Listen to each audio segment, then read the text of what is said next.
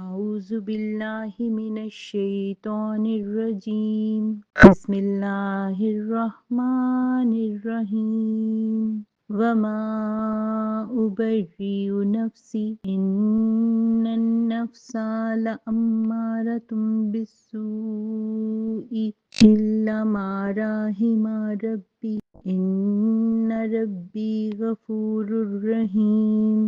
ترجمہ: اور میں اپنے نفس کو بے قصور نہیں بتاتا، بے شک نفس تو برائی کا بڑا حکم دینے والا ہے، مگر جس پر میرا رب رحم کرے، بے شک میرا رب بخشنے والا مہربان ہے۔ صدق اللہ العظیم۔ ہو کے مٹ گئے لاکھوں نام و نشاں کے مالک، ہو کے مٹ گئے لاکھوں نام و نشاں کے مالک، قائم ہے نام تیرا نام و نشان والے، قائم ہے نام تیرا نام و نشان والے، دل جان تیرے صدقے عربی زبان والے، مداح ہے تیرا مولا نازل قرآن والے، سنا ہے دو جہان میں رحمت تیرا آوازہ، سنا ہے دو جہان میں رحمت تیرا آوازہ، پڑھ جائیں تیرا کلمہ جنت کو جانے والے، پڑھ جائیں تیرا کلمہ جنت کو جانے والے، دل جان تیرے صدقے عربی زبان والے، مداح ہے تیرا مولا نازل قرآن والے، رنگی ہیں رنگ تیرے رنگی جہان سارا، رنگی ہیں رنگ تیرے رنگی جہان سارا، تیرے ہی رنگ سے ہیں سبان بان والے، تیرے ہی رنگ سے ہیں سبان بان والے، دل جان تیرے صدقے عربی زبان والے، دل جان تیرے صدقے عربی زبان والے، مداح ہے تیرا مولا نازل قرآن والے، مداح ہے تیرا مولا نازل قرآن والے۔ جزاک اللہ خیر۔ الصلاۃ والسلام علیک یا سیدی یا رسول اللہ وسلم علیک یا حبیب اللہ، اللہم صل علی سیدنا و مولانا محمد معدن الجود والکرم، معدن الجود والکرم، منبع العلم والحلم والحکم وبارک وسلم۔ سبحان اللہ سبحان اللہ سبحان اللہ، الحمدللہ الحمدللہ الحمدللہ، اللہ اکبر اللہ اکبر اللہ اکبر کبیرا، ولا حول ولا قوة الا باللہ العلی العظیم۔ اعوذ باللہ السمیع العلیم من الشیطان الرجیم، من ہمزہ ونفخہ ونفسہ، بسم اللہ الرحمن الرحیم۔ وَإِنَّمَا تُوَفُّونَ أُجُورَكُمْ يَوْمَ الْقِيَامَةِ فَمَنْ زُحْزِحَ عَنِ النَّارِ وَأُدْخِلَ الْجَنَّةَ فَقَدْ فَازَ وَمَا الْحَيَاةُ الدُّنْيَا إِلَّا مَتَاعُ الْغُرُورِ، اور ہر جان کو اور ہر نفس کو موت کا مزہ چکھنا ہے، ہر نفس موت کا مزہ چکھنے والا ہے، اور روز قیامت تمہیں تمہارے پورے پورے اجر دیے جائیں گے۔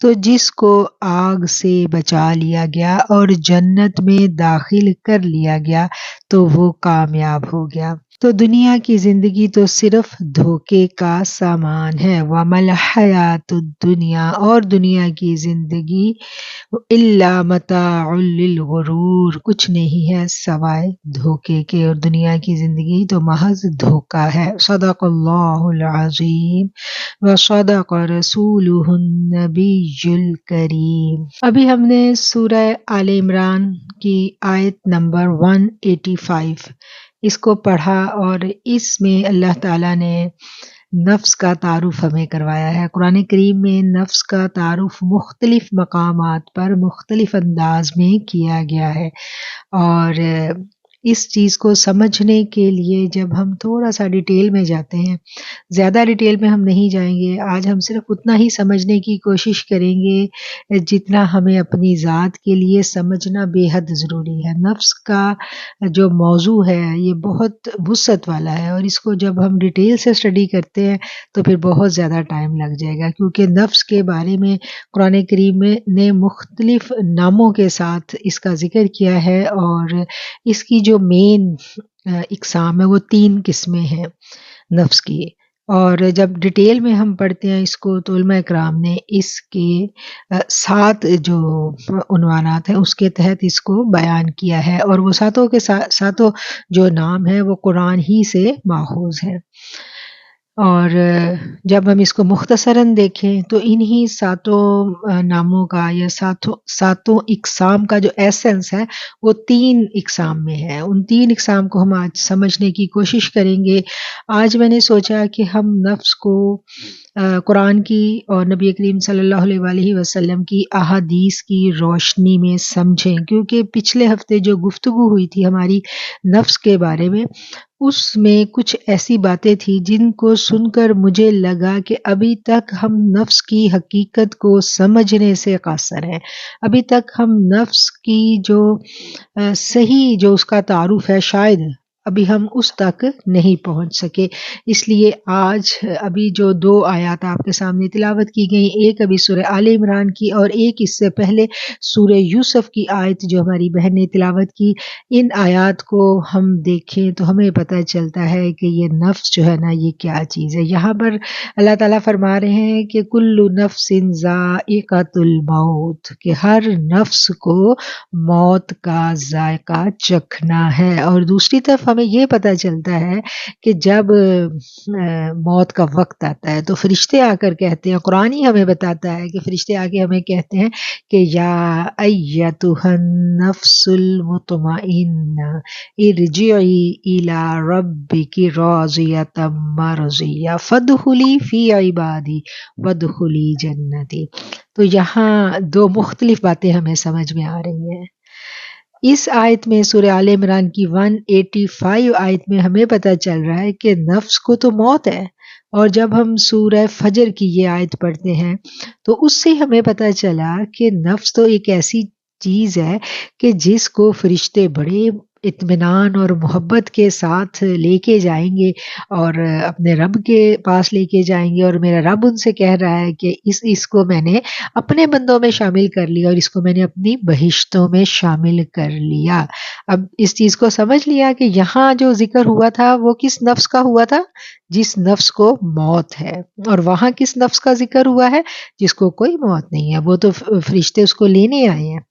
تو تھوڑی سی بات جو ہے وہ سمجھ میں نہیں آ رہی، ایسا ہی ہے نا، ہم تھوڑا سا کنفیوز ہو گئے کہ یہ کیا، ایک طرف تو کہا گیا کہ ہر نفس کو موت ہے، اور دوسری طرف کہا جا رہا ہے کہ چلو بھئی زندگی تو ختم ہی نہیں ہوئی، کہیں اور چلنا ہے، اور جہاں جانا ہے وہ بھی بڑی مزے کی جگہ ہے۔ اب ہمیں جب ہم غور کرتے ہیں ان دونوں آیات پر تو ہمیں یہ پتہ چلا کہ ان دونوں نفسوں کی اقسام میں فرق ہے۔ یہاں کسی اور چیز کو نفس کہا گیا ہے، اور وہاں کوئی اور چیز ہے جس کو نفس کہہ کر مخاطب کیا جا رہا ہے۔ موت کا مطلب کیا ہے؟ تو اس چیز کو جب ہم سمجھیں گے کہ کل نفس ذائقۃ الموت، کہ ہر نفس کو موت کا مزہ چکھنا ہے، تو جب ہمیں موت کا مطلب سندیش آ جاتا ہے اور ہم مر جاتے ہیں، تو کون سی ایسی چیز ہے جو بالکل ختم ہو جاتی ہے؟ خواہش ختم ہو جاتی ہے انسان کی، انسان بے بس ہوتا ہے۔ ایسا نہیں ہے کہ مردہ ہمارے سامنے پڑا ہوا ہے اور اس کو کچھ پتہ نہیں چل رہا۔ اگر مردہ بالکل بے جان ہو، اس کو کسی چیز کی خبر ہی نہ ہو، تو پھر عذاب کس کو ہونا ہے؟ پھر سوال جواب کس سے ہونے ہیں؟ تو یہ سوچنے کی بات ہے نا، یہ بڑی اہم بات ہے، یہ بڑا اہم پوائنٹ ہے جو واضح ہونا چاہیے، ہمیں کلیئر ہونا چاہیے کہ جب فرشتوں نے ہمیں لینے آنا ہے، ہماری روح نے ہمارے جسم سے جب نکل کر رب کے پاس جانا ہے، تو موت کس چیز کو واقع ہونی ہے؟ جی، ہم بات کر رہے تھے کہ موت جب آنی ہے تو ہمارا اختیار جو ہے نا وہ ہم سے چھین لیا جانا ہے۔ تو یہ جو بات یہاں ہو رہی ہے نا، کل نفس ذائقۃ الموت، ہر نفس کو موت کا مزہ چکھنا ہے۔ موت کا جب مزہ چکھنا ہے اور اس کے بعد کیا ہونا ہے کہ ہمارا ایک نیا فیز زندگی کا شروع ہو جانا ہے۔ اس فیز میں کیا ہونا ہے؟ اس فیز میں ہماری روح جو ہے اس کے لیے مقامات کا تعین کیا جانا ہے۔ علیین، سجین، یہ دونوں مقامات ہیں۔ نیکوں کی روحیں ایک مقام پر اور بری روحیں دوسرے مقام پر منتقل کی جائیں گی۔ سوال جواب کا سلسلہ ہوگا، عالم برزخ، ان سب سے ہم نے گزرنا ہے۔ اب بات ہم کر رہے تھے کہ جب موت کا وقت آتا ہے، فرشتے ہماری روح کو ہمارے جسم سے جدا کر لیتے ہیں، تو پھر ہماری باڈی جو ہے وہ وہی پڑی ہوئی ہے۔ اب ایسا نہیں ہے کہ وہ باڈی جو ہے اس کو کچھ بھی نہیں پتا، اس باڈی کو ہمارے ارد گرد رونے، پیٹنے، چیخنے، چلانے کی ساری آوازیں جو ہے نا وہ آ رہی ہوتی ہیں۔ اسی لیے کہا جاتا ہے نا کہ نبی کریم صلی اللہ علیہ وسلم نے بیان کرنے سے منع کیا ہے، بیان کرنے والے کے بارے میں، کہ جو موت پر بہت چیخ چیخ کر پرانے زمانے میں بیان کیا کرتے تھے، برے برے کلمات منہ سے نکالا کرتے تھے، تو نبی کریم صلی اللہ علیہ وسلم نے منع کیا، اور اس کے بارے میں بڑے سخت الفاظ ہیں کہ اس کو روز محشر کھچلی کا لباس پہنایا جائے گا جو مرنے والے کے اوپر بیٹھ کر بیان کرے گا۔ حدیث کا مفہوم بیان کر رہی ہوں۔ تو اتنا یہ تکلیف دہ عمل ہے۔ مطلب کیوں بیان کرنے سے منع کیا گیا؟ کیونکہ یہ میرے رب کی رضا، اسی طرح سے اللہ تعالیٰ نے لکھا ہوا تھا، انسان نے واپس دوسری جگہ منتقل ہونا تھا۔ ایک تو یہ وجہ ہے کہ اللہ کی جو تقسیم ہے، جو اللہ کا حکم ہے، جو اللہ کا امر ہے، اس کے اوپر ہمیں کوئی کسی طرح بھی معترض ہونے کی ضرورت نہیں ہے۔ اس کی رضا پہ ہم نے راضی رہنا ہے۔ موت کا وقت آئے تو بس ہمارا پیارا جو ہم سے جدا ہو رہا ہے، اس سے جدائی سہنی آسان نہیں ہے، لیکن میرے اللہ نے ہمیں کیا سکھایا کہ ہم نے پڑھنا ہے کہ اِنَّ لِلَّهِ وَإِنَّا إِلَيْهِ رَاجِعُونَ، بے شک سب کچھ اللہ ہی کی طرف لوٹ کر جانے والا ہے اور سب اسی کے لیے ہے۔ اِنَّ لِلَّهِ، بے شک سب اسی کے لیے اور سب نے اس کی طرف لوٹ کر آنا ہے، اور جو چلا گیا ہم نے بھی اس کے پیچھے چلے جانا ہے۔ غم ہوتا ہے، اس غم کا اظہار ہم اپنے آنسو جو ہے نا وہ بہا کر کرتے ہیں، لیکن بیان کرنے سے سختی سے اسلام نے منع کیا ہے۔ اور دوسری وجہ بیان کرنے سے منع کرنے کی یہ ہے کہ وہ جو لیٹا ہوا ہے وہاں پر، وہ اس بین سے تکلیف محسوس کرتا ہے۔ ہمارا بہت پیارا دنیا سے گیا ہے نا، تو اس کو ہماری آوازیں سنائی دے رہی ہوتی ہیں، تو وہ اس وقت تکلیف محسوس کرتا ہے جب اس طرح سے بیان کیا جاتا ہے۔ تو اس وجہ سے بیان کرنا جو ہے، یہ ضمناً بات آ گئی، بیان کرنا منع ہے۔ موضوع کی طرف آئیں تو بات آ جاتی ہے نفس کی۔ نفس کیا ہے؟ نفس جب اللہ تعالیٰ نے ایک جسم بنایا تھا، ہم پیچھے پڑھتے آ رہے ہیں نا، ہم نے کافی اس جسم کے بارے میں پڑھ لیا کہ اللہ تعالیٰ نے ایک گارے سے، کھنکھناتی ہوئی مٹی سے ایک جسم بنایا۔ اس جسم میں پھر اللہ تعالیٰ نے اپنی روح پھونک دی۔ اتنا تو ہم نے قرآن سے پڑھ لیا ہے، ہمیں پتہ چل گیا کہ اللہ نے ایک باڈی بنائی۔ اب دو چیزیں ہیں، ایک جسم ہے اور ایک روح ہے۔ تیسرا یہاں کوئی ذکر نہیں ہے، تیسرا کوئی ذکر نہیں ہے۔ تیسرا جو ہے وہ اس وقت وجود میں آیا جب وَنَفَخْتُ فِيهِ مِن رُوحِي، جب اللہ تعالیٰ نے اپنی روح اس میں پھونکی اس باڈی کے اندر، تو پھر اس کے اندر ایک تیسری چیز جو ہے وہ وجود میں آ گئی۔ وہ کون سی چیز تھی؟ وہ نفس تھا۔ وہ نفس جو تھا وہ اس کے اندر وجود میں خود بخود جو ہے نا اس وقت اس کی تخلیق ہو گئی۔ اس کو تخلیق اللہ تعالیٰ نے کر دیا۔ انسان کے اندر وہ اسی وقت جو ہے وہ پیدا ہو گیا. اور اب اس چیز کو ہم نے سمجھنا ہے کہ جب اللہ تعالیٰ نے ایک باڈی بنائی تھی، جسم بنایا تھا، تو اس کے لیے اللہ تعالیٰ نے فرشتوں سے کہا تھا کہ جاؤ زمین سے مٹی اٹھا کے لاؤ. تو مٹی زمین سے اٹھائی گئی، اور زمین سے جو مٹی اٹھائی گئی اس سے وہ جسم بنایا گیا.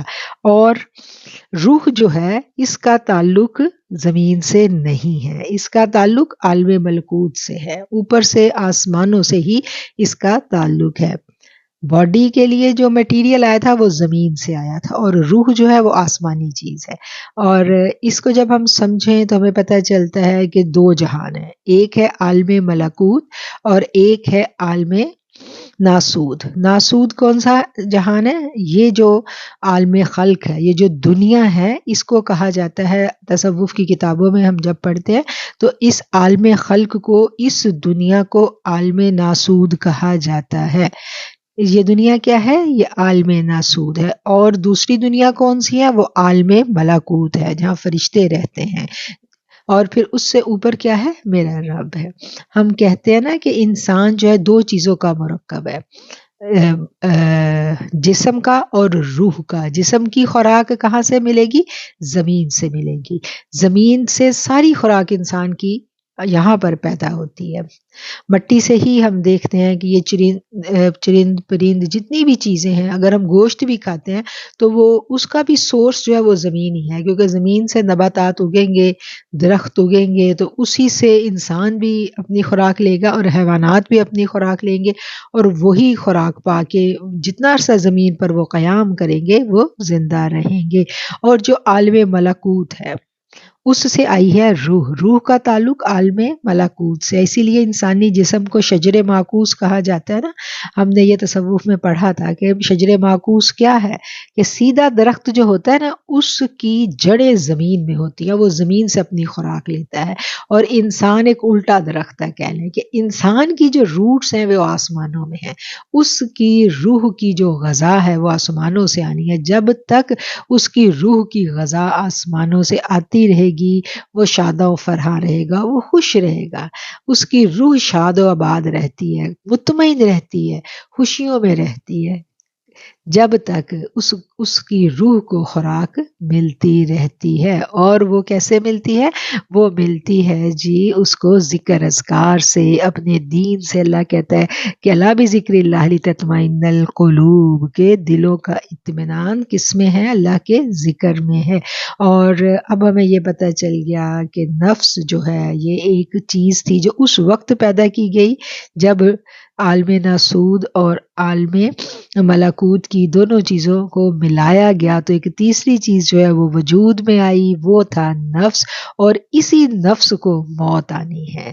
جب ہماری موت کا وقت آئے گا تو یہ مرے گا، خواہش مرے گی. مردے کو کوئی خواہش نہیں ہوتی، مردے کی خواہشیں ختم، خلاص، اس کی کوئی خواہش نہیں ہے.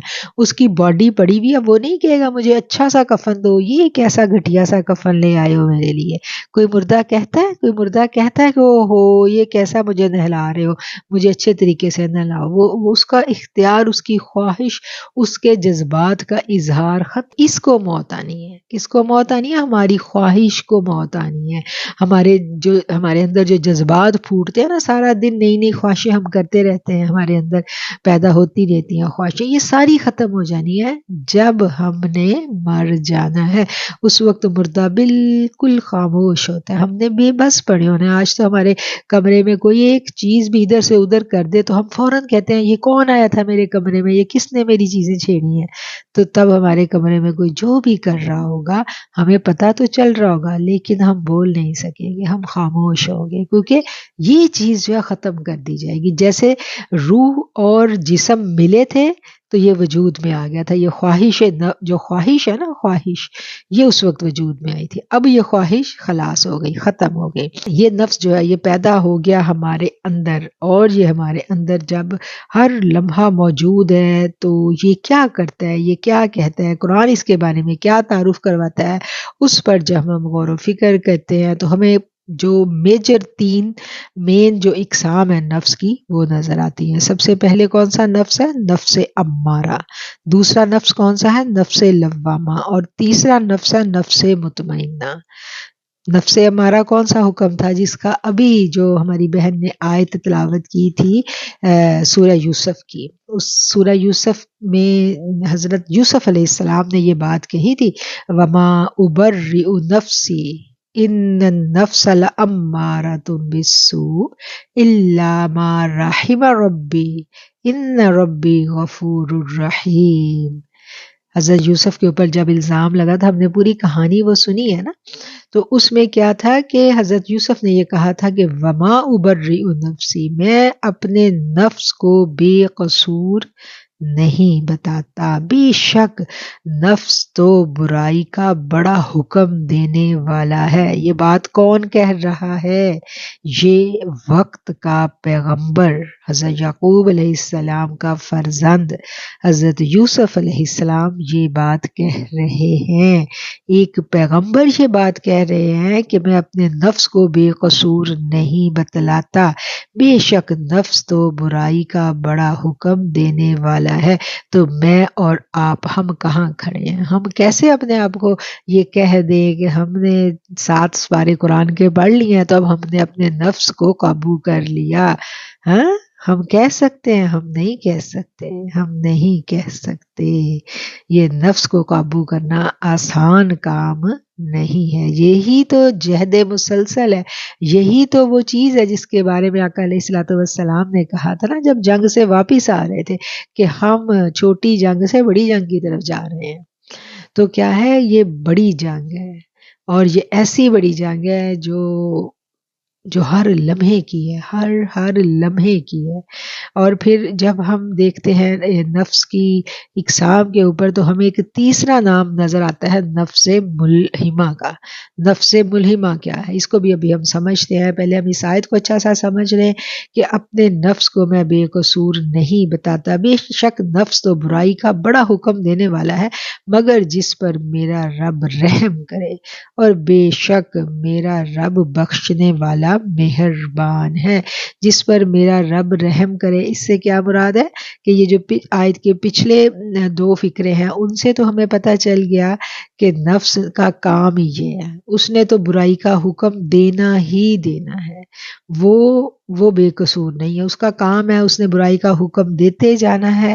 لیکن الا ما رحم ربی، مگر جس پر میرا رب رحم کر دے. اور رب کن پر رحم کرتا ہے؟ جو رب سے رحم مانگتے ہیں ان پر رحم کرتا ہے رب. اس لیے ہمیں ہر وقت نبی کریم صلی اللہ علیہ وسلم نے رحم مانگنے کی دعائیں بھی سکھائی ہیں نا. سب سے پہلے تو بسم اللہ ہی پڑھتے رہتے ہیں نا سارا دن. تو بسم اللہ کی اتنی فضیلت ہے، اتنی فضیلت ہے کہ اس میں ہم اللہ کی رحمانیت اور رحیمیت دونوں کا اقرار کرتے ہیں کہ ہم اللہ کے نام سے شروع کرتے ہیں جو بڑا رحمان بھی ہے اور رحیم بھی ہے. تو ہمیں یہ سمجھ میں بات آ رہی ہے کہ اس نفس سے بچنے کے لیے رب کے ساتھ تعلق کا مضبوط ہونا بڑا ضروری ہے. پھر ہم اسی تناظر میں دیکھیں کہ رب کے ساتھ ہمارا تعلق مضبوط ہوگا اور رب کیا کہتا ہے؟ رب کہتا ہے کہ میرے تک پہنچنا ہے تو میرے رسول کے پاس چلے جاؤ. جب ہم اپنے رسول اللہ صلی اللہ علیہ وسلم کی خدمت اقدس میں جاتے ہیں تو وہاں پر ہمیں پتہ چلتا ہے کہ میرے آقا نے تو ہمیں بہت ساری دعائیں مانگنی سکھا دی ہیں. ہمیں بتایا کہ اس طرح رب سے دعا مانگا کرو، ان الفاظ کے ساتھ مانگا کرو. اور وہ جو دعا ہے جس کے بارے میں ہمیں پتہ چلتا ہے کہ آقا علیہ الصلوۃ والسلام نے اپنی پیاری بیٹی کو مانگنی سکھائی تھی کہ اللہم رحمتک ارجو فلا تکلنی الی نفسی طرفۃ عین واصلح لی شأنی کلہ لا الہ الا انت. کہ اے اللہ میں تیری رحمت کا امیدوار ہوں، بس ایک لمحہ بھر کے لیے بھی مجھے میرے نفس کے حوالے مت کیجیو. یہ آیت کے الفاظ، یہ جو دعا ہے اس کے الفاظ پر ہم نے غور کرنا ہے کہ کتنے امپورٹنٹ الفاظ ہیں اس کے کہ اللہ مجھے تیری رحمت کی امید ہے، میں تیری رحمت کی امیدوار ہوں، اور مجھے میرے نفس کے حوالے طرفۃ عین، جتنی دیر میں ہم ایک پلک جھپکتے ہیں نا اتنی دیر بھی مجھے میرے نفس کے حوالے نہ کرنا، کیونکہ نفس کا کام ہی یہ ہے. کہ نفس تو برائی پر ابھارتا ہی ابھارتا. ابھی ہم نے پڑھا ہے نا وہ حضرت یوسف علیہ السلام والی آیت میں کہ بے شک یہ تو برائی کا حکم دیتا ہے. تو اس کا تو کام ہی یہ ہے. اس لیے اللہ مجھے اپنی پناہ میں لے لے، اور مجھے ایک جتنی دیر میں ایک پلک جھپکی جاتی ہے نا، اتنی دیر کے لیے بھی میرے نفس کے حوالے مت کیجیے، اور میرے سب حالات سنوار دے، میری اصلاح کر دے اللہ. اور تیرے سوا کوئی معبود نہیں ہے. ایک دفعہ کسی نے پوچھا تھا نا مولا علی سے کہ نفس کے بارے میں اور انسان کی روح کے بارے میں، تو انہوں نے کہا تھا کہ جس کو زیادہ خوراک دو گے وہی طاقتور ہوگا. تو جس کو ہم پالتے ہیں وہی پلتا ہے. اگر ہم اپنی روح کو پالیں گے تو روح پلے گی، روح طاقتور ہو جائے گی. اگر ہم اپنے اس پر نفس کو پالیں گے، ہم سب کو پتہ ہے کہ نفس کی مرغوب غذائیں کون کون سی ہیں. حضرت بایزید بستامی کا قول ہے نا کہ میں نے اپنے دل، زبان اور نفس کی اصلاح کے لیے 10 سال محنت کی. اس میں مجھے سب سے زیادہ مشکل دل کی اصلاح معلوم. 10 سال صرف کس چیز پر محنت کی؟ اپنی اصلاح پر. اپنی اصلاح پر 10 سال لگا دی، اور پھر بھی وہ کیا کہہ رہے ہیں کہ مجھے سب سے زیادہ محنت جو ہے اپنے دل کی اصلاح پر ہوئی. تو ہمیں اس سے کیا پتہ چلا کہ یہ کام اتنا آسان نہیں ہے جتنا آسان ہم سمجھ رہے ہیں. یہ اتنا آسان نہیں ہے کہ ہم یہ کہہ دیں کہ بس ہم نے اپنی اصلاح کر لی. اصلاح باطن ایک آسان وہ نہیں ہے مرحلہ، یہ ایک مشکل مرحلہ ہے. پھر ہم امام غزالی کے پاس جاتے ہیں تو اپنی کتاب احیاء العلوم میں انہوں نے نفس کی اصلاح کے 4 اصول بیان کیے ہیں. سب سے پہلے تو انہوں نے کیا اس کو 4 اصولوں کے کیا نام ہے؟ مشارطہ، مراقبہ، محاسبہ اور مواخذہ. مشارطہ کیا ہے؟ کہ اپنے نفس کے ساتھ شرط لگا لینا کہ میں گناہ نہیں کروں گا.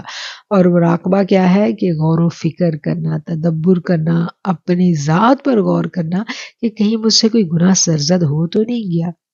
اور محاسبہ کیا ہے؟ کہ اپنی ذات کا محاسبہ کرنا، کہ میں نے حساب کتاب کرنا کہ آج اگر مجھ سے کوئی گناہ ہوا ہے تو کتنی غلطیاں کوتاہیاں مجھ سے سرزد ہوئی ہیں، اور اس کو اپنی جو نیکیاں ہیں ان کو دیکھنا، اور اپنے اعمال بد اور ان کو دیکھنا کہ گناہ کون سے ہوئے اور نیکیاں کون سی کی ہیں، مطلب ان کا محاسبہ کرنا. اور مواخذہ کیا ہے؟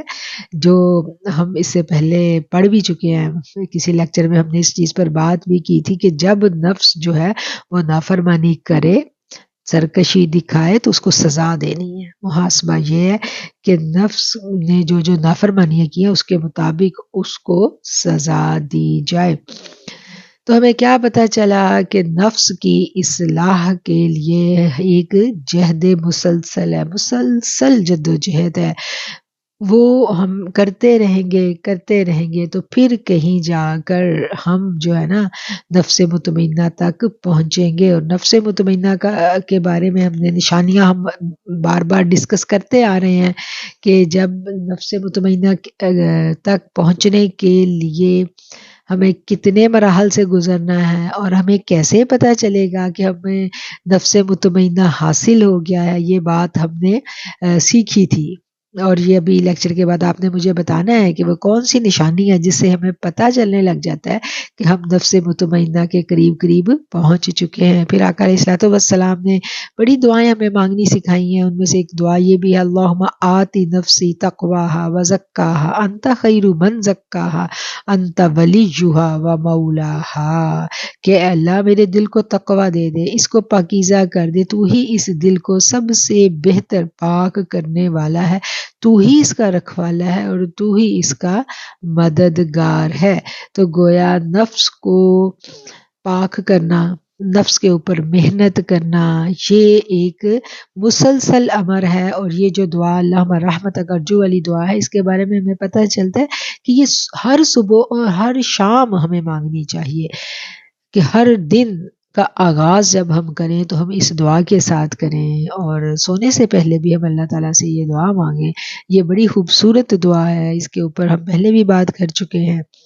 اور آج ہم اس کو ریوائز بھی کر رہے ہیں کہ ہم نے یہ دعا اللہ سے مانگتے رہنا ہے، اور یہ وہ پیاری سی دعا ہے جو ہمارے آقا علیہ الصلوۃ والسلام نے اپنی پیاری بیٹی سیدہ فاطمہ الزہرا سلام اللہ علیہا کو مانگنی سکھائی تھی۔ نفس کی قسموں کو ہم دیکھ رہے تھے۔ سب سے پہلی جو قسم تھی نفس کی، سب سے پہلا کہا جاتا ہے کہ نفس امارہ ہے۔ نفس امارہ کیا ہے؟ جو برائی کا حکم دیتا ہے۔ اور دوسرا نفس کون سا ہے؟ نفس لوامہ۔ نفس لوامہ کیا کرتا ہے؟ یہ ہمیں ملامت کرتا ہے۔ جب نفس ہمیں برائی کے اوپر ابھارتا ہے اور ہم سے برائی کا کام ہو جاتا ہے تو پھر وہ جو نفس امارہ ہے نا، وہ کہتے ہیں سوچ، وہ مطمئن ہو جاتا ہے کہ اب میں نے گناہ کروا لیا اس سے۔ پھر نفس لوامہ جو ہے نا وہ ایکٹیو ہوتا ہے اور وہ ملامت کرنی شروع کرتا ہے انسان کو، اور پھر وہ جب تک ملامت کرتا رہتا ہے جب تک انسان توبہ نہ کر لے۔ اور یہ مومن جو ہے وہ، ہم نے پہلے بھی یہ بات ڈسکس کی تھی کہ ایسا نہیں ہے کہ ایک ایمان والا گناہوں سے مبرہ ہو گیا، گناہ اور خطائیں ایمان والوں سے بھی سرزد ہو جاتی ہیں، لیکن کیا ہے وہ فوراً رجوع کر لیتے ہیں۔ نفس لوامہ اگر طاقتور ہے، اگر نفس لوامہ جو ہے نا جتنا طاقتور ہوگا اتنی جلدی وہ ایکٹیو ہو کے آپ کو ملامت کرے گا، اور پھر اتنی جلدی ہی آپ توبہ کرو گے۔ ہمیں یہ بھی پتہ چلتا ہے کہ ہمارے جو دونوں جانب فرشتے بیٹھے ہوئے ہیں، تو جب ہم کسی برائی کا ارادہ کرتے ہیں تو برائی لکھی نہیں جاتی، برائی نہیں لکھی جاتی۔ اللہ تعالیٰ فرشتوں سے ان کو مہلت، اس بندے کو مہلت دی جاتی ہے کہ وہ جب تک برائی کا ارتکاب نہ کر لے، اور نیکی کی ہم جب نیت کرتے ہیں تو نیکی لکھ لی جاتی ہے، اور برائی کا جب ارتکاب انسان کر بھی لیتا ہے اور جو فرشتہ برائیوں کو لکھنے والا ہے وہ لکھنے لگتا ہے، تو تب بھی جو نیکیوں والا فرشتہ اس کو کہتا ہے رک جاؤ، شاید یہ توبہ کر لے، ٹھہر جاؤ۔ اور اگر انسان فوری توبہ کر لیتا ہے، فوری، تو پھر وہ برائی لکھنے سے رہ جاتی ہے، تو اللہ تعالیٰ اس کو معاف کر دیتا ہے۔ اس لیے نفس لوامہ جو ہے یہ جتنا ایکٹیو ہوگا اور جتنا ہم اس کی بات پر کان دھریں گے، جس کو جتنا پالیں گے وہ اتنا ہی تنومند اور صحت مند ہوگا نا، تو جتنا ہم اس کی بات پر کان دھرتے جائیں گے یہ اتنا ہی ایکٹیو رہے گا۔ فوری اس کی ڈیوٹی یہ ہے کہ یہ فوری انسان کو ملامت کرتا ہے، اور انسان جو ہے وہ پھر اپنے کیے پر نادم اور شرمندہ ہو جاتا ہے۔ اچھا، اب اسی نفس لوامہ اور اس سے آگے آتا ہے جی نفس مطمئنہ۔ اب نفس لوامہ کے ارد گرد ایک اور بھی نفس ہوتا ہے، اس کو کہا جاتا ہے نفس ملہمہ۔ ملہم کہتے ہیں الہام کرنا۔ یہ نفس لوامہ اور مطمئنہ کے درمیان ہوتا ہے۔ یہ ایک ایسا مرحلہ ہوتا ہے جہاں نیک خیالات دل میں ڈالے جاتے ہیں۔ یہ ایک بڑا باریک سا نقطہ، اس کو بھی ہم نے سمجھ لینا ہے۔ جب ہم اللہ کی رضا پر چلنے کے لیے کوشاں ہوتے ہیں تو یہ جو نفس ملہمہ ہے نا یہ بھی بڑا ایکٹیو ہو جاتا ہے۔ نفس ملہمہ کا کیا کام ہے کہ یہ خیالات ڈالتا ہے۔ اچھا، نفس ملہمہ کے بھی دو ڈور ہیں۔ ایک ڈور جو ہے وہ شیاطین جنات کی جانب کھلتا ہے، اور دوسرا ڈور جو ہے وہ کھلتا ہے ملائکہ کی جانب۔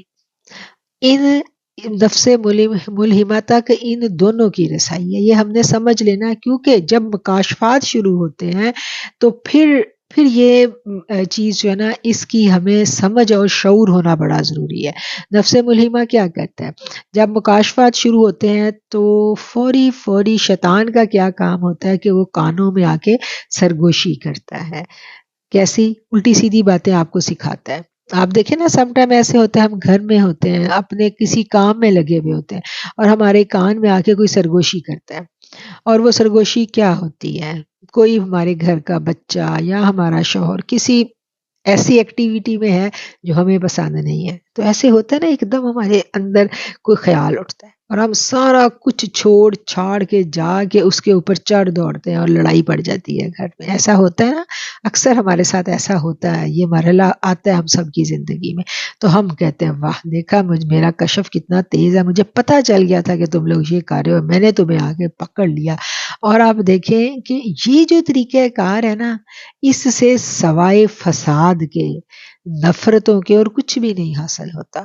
برائی کو اللہ نے کیا کہا ہے کہ برائی کو بھلائی سے روکو، اگر ہمیں پتہ چل گیا کہ ہمارا بچہ یا کوئی ہمارے گھر کا فرد جو ہے وہ کسی غلط ایکٹیویٹی میں ملوث ہے، تو اس کے لیے فوراً اس کو رنگے ہاتھوں پکڑ کے اس کو ذلیل کرنا، سارے گھر میں شور شرابہ کرنا، اس سے کیا ہوگا؟ اس سے ہم اس کی برائی نہیں چھڑوا سکیں گے۔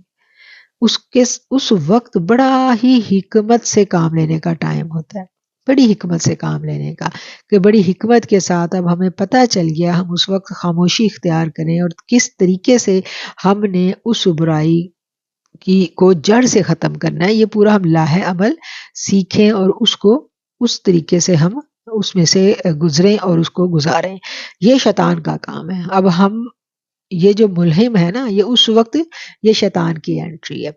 اچھا، اب ایسے بھی ہوتا ہے کہ آنے والے بہت سارے واقعات ہیں، ان کی خبر ہمیں ملتی ہے، ہمارے کان میں آ کے کوئی پھونک دیتا ہے کہ اب تمہارے ساتھ یہ بڑا اچھا ہونے والا ہے، اور وہ واقعی ہو جاتے ہیں۔ ہم اتنا خوش ہوتے ہیں کہ واہ، مجھے تو غیب کی خبریں ملنے لگ گئی، تو مجھے تو الہام ہونے لگ گیا، زبردست، میں تو بڑی نیک ہو گئی۔ تو ہوتا ہے نا، ہمارے ساتھ اکثر ہوتا ہے، ہمیں پتہ چل جاتا ہے کوئی بھی اچھی خبر ہونے والی ہے، یا خدا نخواستہ کسی کی موت کا، کسی کی ڈیتھ کا ہمیں پتہ چل جاتا ہے کہ فلاں بندے کے بارے میں کچھ ہمیں بتا دیا جاتا ہے، کانوں میں آ کے کوئی بتا دیتا ہے، تو کیا ہے کہ ہم کہتے ہیں کہ واہ، ہمیں پتہ چل گیا، یہ تو کل ہی مجھے پتہ چلا تھا، بس مجھے کسی نے بتا دیا تھا اور آج دیکھو یہ واقعہ ہو گیا۔ تو ہم بڑے مسرور رہنے لگتے ہیں، بڑے خوش رہنے لگتے ہیں۔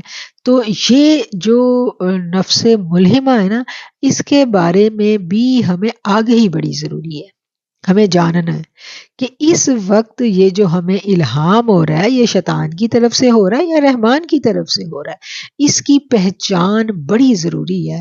اور اس کی پہچان کے لیے پھر وہی بات ہے کہ علم کا حصول بڑا ضروری ہے، ورنہ بجائے اصلاح کے ہم فساد برپا بھی کریں گے، فساد پھیلائیں گے بھی، اور خود بھی ہم تکلیف میں رہیں گے، خود بھی اپنے اعمال جو ہیں وہ ہم ضائع کریں گے۔ جیسے ہمارے اپنے اعمال کیسے ضائع ہوں گے؟ ہمارے کوئی ریلیٹیو ہے، کوئی بھی بندہ ایسا ہے ہمارے گھر میں ہی موجود ہے، اور ہم اپنے کچن میں یا کہیں بھی کاموں میں لگے ہوئے ہیں، تو ہمارے کان میں چپکے سے آ کے یہ پھونک دے گا کہ جاؤ جا کے ادھر باتیں سنو، تمہارے خلاف باتیں ہو رہی ہیں۔ تو ہم جا کے سنیں گے تو واقعی ہمارے خلاف باتیں ہو رہی ہوں گی، اور ہم تو پھر خوب دنگا فساد کریں گے۔ اب ہم جب قرآن کو پڑھتے ہیں، سورہ حجرات کو پڑھتے ہیں، تو اللہ تعالیٰ نے تو کہا جاسوسی نہیں کرنی، ولا تجسسوا، تو جاسوسی بالکل بھی نہیں کرنی، اور پھر اللہ نے کہا کہ تم نے بدگمانی بھی نہیں کرنی، برا سوچنا بھی نہیں ہے کسی کے لیے، اور جاسوسی بھی نہیں کرنی۔ اب دو قرآن کے حکم جو ہے نا ہم نے توڑ دیے، کس کے پیچھے لگ کے؟ اس شیطان کے پیچھے لگ کے، اور پھر ہم نے کیا کیا؟ جا کے لڑائی بھی کر لی، فساد بھی ڈال لیا، تو فساد سے بھی اللہ تعالیٰ نے منع کیا۔ تو کیا ہے کہ یہ جو ملہم والا جو نفس ہے نا، یہ جب ایکٹیو ہو جاتا ہے تو یہ بھی ہمارے لیے بڑا خطرناک ہوتا ہے۔ اس کی خطرناکیوں کو جاننے کے لیے، سمجھنے کے لیے علم کا حصول بڑا ضروری ہے۔ کیا کہنا چاہیے؟ بات ہمیں سمجھ میں آئی، وہ یہ ہے کہ نفس ملہمہ جو ہے، اس کے دو جو ہیں وہ سورسز ہیں، ایک سورس جو ہے وہ شیاطین جنات ہیں، اور دوسرا سورس جو ہے وہ ملائکہ ہیں۔ اب ہم کیسے پہچانیں گے کہ یہ ملائکہ کی طرف سے ہے یا شیاطین جنات کی طرف سے؟ اب یہ پہچان بھی تو بڑی ضروری ہے نا، تو اس پہچان کے لیے قرآن کا علم ہمارے پاس ہونا چاہیے۔ جو بات ہمارے اندر پھونکی گئی ہے اس کو فوراً ہم نے اللہ کے احکامات کی روشنی میں پرکھنا ہے، اور 1 منٹ میں ہمیں پتہ چل جائے گا کہ یہ شیطان پھونک رہا ہے یا رحمان پھونک رہا ہے، فوراً پتہ چل جائے گا۔ اور جب پتہ چلے گا تو ہم خاموشی اختیار کریں گے، لاحول پڑھیں گے تو ایک دم ہم مطمئن ہو جائیں گے۔ ورنہ کیا ہوتا ہے، ہماری انگزائٹی، ہماری بے قراری اتنی، ہر وقت ہم بے قرار رہنے لگ جاتے ہیں، ہمیں سب باتوں کا پتہ چل جاتا ہے کہ فلاں بندہ میرے خلاف یہ سازشیں کر رہا ہے، فلاں یہ ہو رہا ہے، وہ ہو رہا ہے۔ تو بس پھر کیا کہنا چاہیے، اس چیز سے بچنے کا ایک ہی طریقہ ہے کہ ہمیں پہچان ہو، اور جوں جوں نفس تزکیہ حاصل کرتا چلا جاتا ہے، اس پر الہام ملائکہ کی جو ملائکہ کا الہام ہے وہ بڑھتا چلا جاتا ہے، اور جوں جوں انسان کے خصائل رذیلہ جو ہیں وہ بڑھتے چلے جائیں گے، تو شیطان کا جو الہام ہے وہ اس کے اوپر بڑھتا چلا جائے گا۔ اب ہمیں سمجھ آ گئی کہ الہام صرف ملائکہ کی طرف سے نہیں ہوتا، صرف فرشتے ہی آ کے ہمیں الہام نہیں کرتے، بلکہ شیاطین جنات بھی آ کر الہام کرتے ہیں۔ تو ہم پڑھتے ہیں نا کہ وہ جو کاہن تھے، وہ جو غیب کا علم بتانے والے بیٹھے ہوتے ہیں، اور آج بھی پرانے زمانے میں بھی تھے، آج بھی ہیں، تو ان کے پاس کچھ باتیں سچی بھی ہوتی ہیں۔ ہم ان کے پاس پامسٹ کوئی دیکھ لیں، آپ ان کے پاس ہاتھ دکھانے جائیں گے، یا کوئی یہ جو ستاروں کا حساب لگانے والے یا اس طرح کے لوگ، ہم ان کے پاس جائیں گے تو یہ کچھ باتیں بالکل سچی بتائیں گے، ایگزیکٹ، ہم کہیں گے واہ اس کو کیسے پتا چلا؟ تو وہ کیا ہے کہ وہ جو شیاطین جنات ہوتے ہیں وہ بھی تو کوئی نہ کوئی خدمت اس کی کر رہے ہوتے ہیں نا، تو وہ ان کو یہ والی باتیں جو ہیں وہ بتا دیتے ہیں، اور کچھ باتیں جو ہیں وہ غلط نکل آتی ہیں، تو ہم اس وقت پھر ہمارا جو شیطان جن ہوتا ہے وہ ہمیں جو اس نے غلط باتیں کہی ہیں اس طرف تو متوجہ ہی نہیں ہونے دیتا، تو وہ ہمیں کیا سمجھاتا ہے کہ واہ تم اس سے امپریس ہو جاؤ، یہ تو بڑا زبردست بندہ ہے۔ تو پھر یہ وہ وقت ہوتا ہے کہ جب ہم اپنے ایمان کا سودا کر لیتے ہیں۔ تو اللہ تعالی ہم سب کو ایمان کی مضبوطی عطا فرمائے، ایمان کی سلامتی عطا فرمائے۔ اور تیسری چیز کیا تھی؟ تیسرا جو آخر والا نفس ہے، نفس مطمئنہ۔ نفس مطمئنہ کیا ہے؟ جس کے بارے میں کہا گیا کہ یا ایتھا النفس المطمئنہ، اے اطمینان والی جان، تم چلو اپنے رب کے پاس۔ اور وہ جو اطمینان والی جان ہے وہ اپنے رب کے پاس جب جاتی ہے تو پھر اس کی بڑی اچھی سی زبردست قسم کی میزبانی ہوتی ہے۔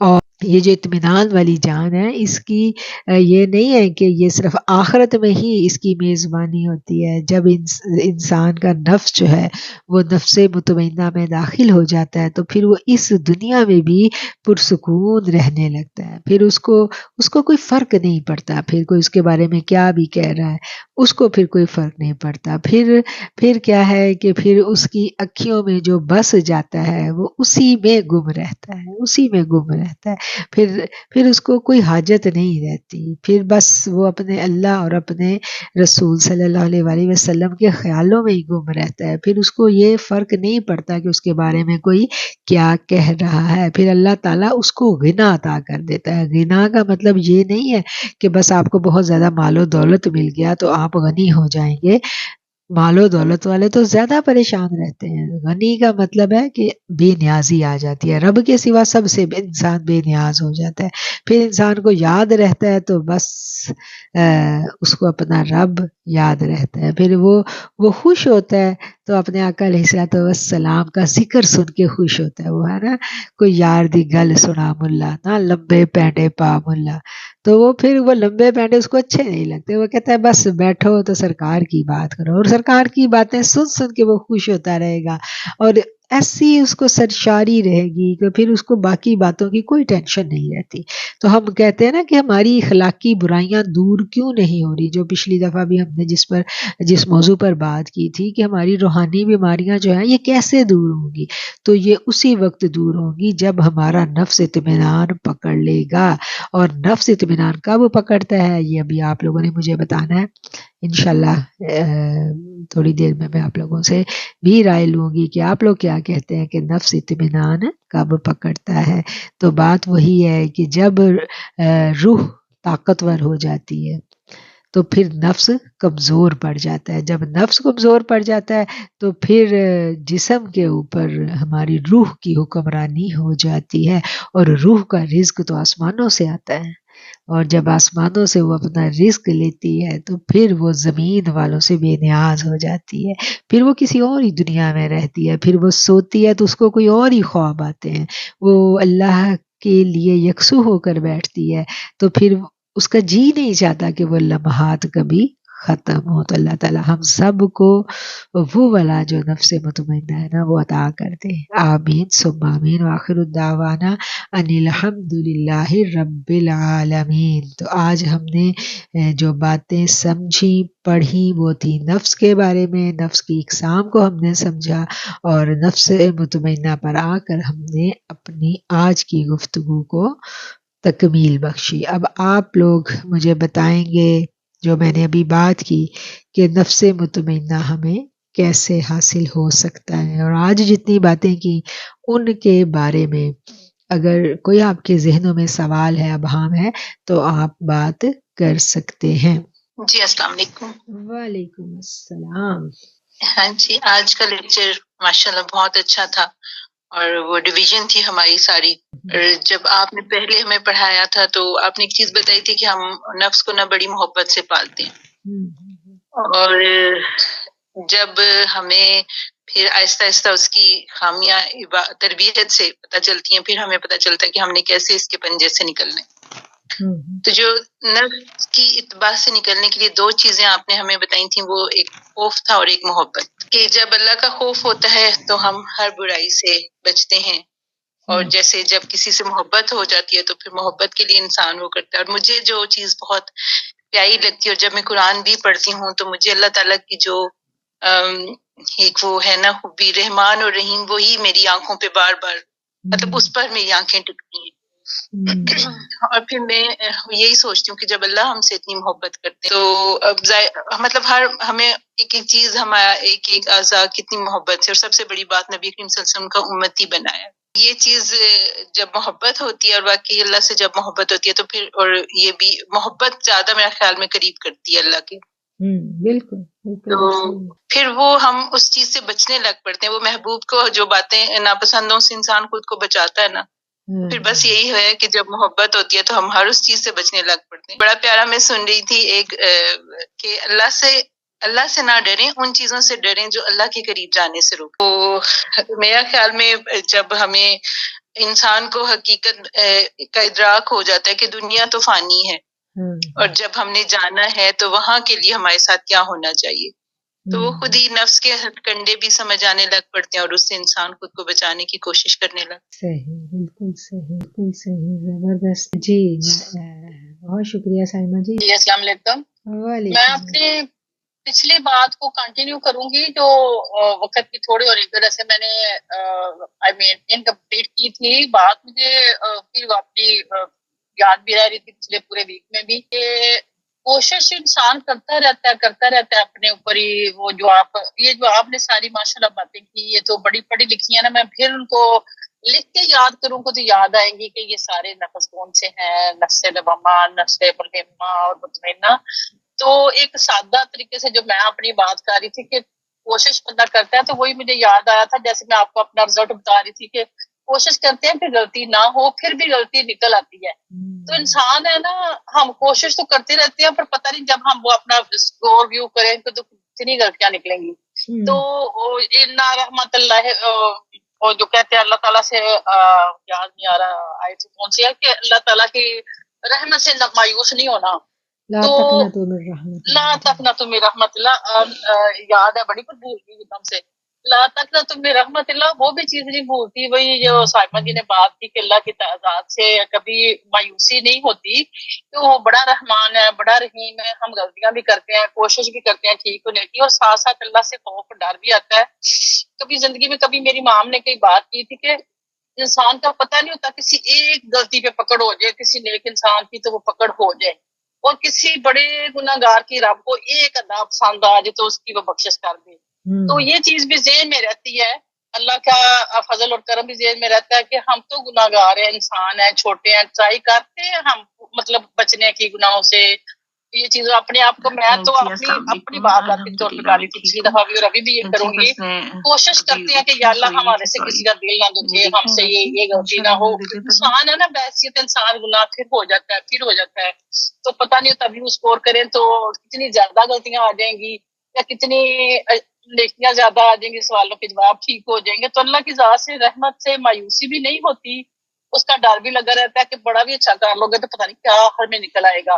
تو بڑا بھی آپ نیکیاں کرنے کی کوشش کرو تو پتہ نہیں اللہ تعالیٰ کی ذات کو کون سی آپ کی ایک غلطی ہی صحیح پکڑ ہو جائے. تو اس کا ڈر بھی رہتا ہے اور اس سے امید بھی ختم نہیں ہوتی الحمدللہ کہ وہ بخش دے گا. اب ہم گناہگار ہیں. میں وجہ ایک بات سوچتی ہوں، کبھی کبھی پتہ نہیں میں غلط سوچتی ہوں یا صحیح سوچتی ہوں، کہ ایک بات سوچتی ہوں کہ جب لوگوں سے بندہ ڈیل کرتا ہے نا تو کبھی کسی نے یہ نہیں کہا ہاں تم نے ٹھیک کیا، تم نے غلط صحیح کیا، اچھا کیا. یہ ہر طرف سے ایک کمپلین ہی آتی ہے. تو میں سوچتی ہوں اللہ تعالیٰ سے جب میں دعا کرتی ہوں تو میں اللہ سے بات کرتی ہوں، اللہ پاک انسان ہے تو انسان کا معیار اتنا تیرے جتنا تو بڑا نہیں ہے. انسان میرے سے کوئی انسان خوش نہیں ہوا تو یا اللہ تیرا معیار تو بڑا اونچا ہے. تو میرے مالک تو میرے سے راضی ہو جانا, میں پتہ نہیں کیا کروں, میرے مالک تو راضی ہو جائے. تیرا انسان کی طرح تو معیار نہیں ہے, تیرا تو بڑا اونچا معیار ہے. تیری مطلب تو ہم تیرے معیار پہ پورے اتر سکیں کہ نہ اتر سکیں, پر تو ہمیں کوئی ایسا بنا دے کہ ہم تیرے معیار پہ پورا اتر سکے. بندے تو راضی نہیں ہوئی, اللہ تو راضی ہو جانا. تو یہ میری سادگی سے اللہ سے دعا بھی ہوتی ہے کہ اللہ تعالیٰ کہ تو راضی ہو جانا, تیرا معیار بھی بڑا اونچا ہے. تو ہم تو انسان کے معیار پہ نہیں پورا اتر پا رہے, تو تیرا معیار تو اونچا ہے, تو پتہ نہیں کیسے مالک راضی ہو جا, پر تو راضی ہو جانا, ہم سے ناراض نہ ہونا. تو کوشش کرتے رہتے ہیں, اسی کوشش میں رب کا خوف بھی ہوتا ہے, اس سے محبت بھی ہوتی ہے, اس کے رحمان اور رحیم ہونے کا یقین بھی ہوتا ہے. کہ تو ابھی اب جو یہ پچھلی 2-3 دفعہ آیت پڑھی, اللہ نے اپنی رحمت لازم کر لیا اپنے اوپر, تو اس سے بھی اور دل کو تقویت ملتی ہے کہ میرا مالک تو ہے ہی رحمان اور رحیم. ایک ماں سے بندہ لجاجت سے جب بات کرتا ہے تو ماں سے کہتا ہے کہ ماں غلطی ہوگی تو معاف کر دے, تو ماں کو بھی بچے کو پیار آ جاتا ہے. تو وہ تو 70 ماؤں سے پیار کرنے والا زیادہ ہے, وہ ضرور بخش دے گا. ہمیں نا امیدی نہیں اپنے رب سے, غلطیاں ہو جاتی ہیں, بالکل غلطیاں ہو جاتی ہیں, ہم انسان ہیں. تو میں اپنی یہ بات اتنی اس طرح سے کمپلیٹ کروں گی. جی بالکل زبردست جی, بہت شکریہ نائلہ جی. اچھا, یہ ہماری جواب دیا ہے کہ رب کی رضا میں راضی رہنا جب نفس مطمئنہ ہو جاتا ہے. تو بالکل صحیح رب جی, یہی بات ہم نے پہلے پڑھی تھی, اور یہی میرا سوال تھا کہ وہ کون سے سمٹمز ہیں جب ہم اپنے اندر دیکھیں تو ہمیں شکر کرنا چاہیے کہ الحمدللہ ہمیں جس چیز سے یہ پتہ چلنا شروع ہو جاتا ہے کہ ہمارا رب ہم سے راضی ہے. رب کیسے راضی ہوتا ہے؟ جب ہم اس سے راضی ہو جائیں. وہ وہی والی بات ہے جو ہمارے ٹیچر فرمایا کرتے تھے کہ رب تو ہم سے راضی ہے, ہم نے اس سے راضی ہونا ہے. تو جب ہم راضی ہوں گے تو پھر ہمیں پتہ چل جائے گا کہ وہ بھی ہم سے راضی ہے.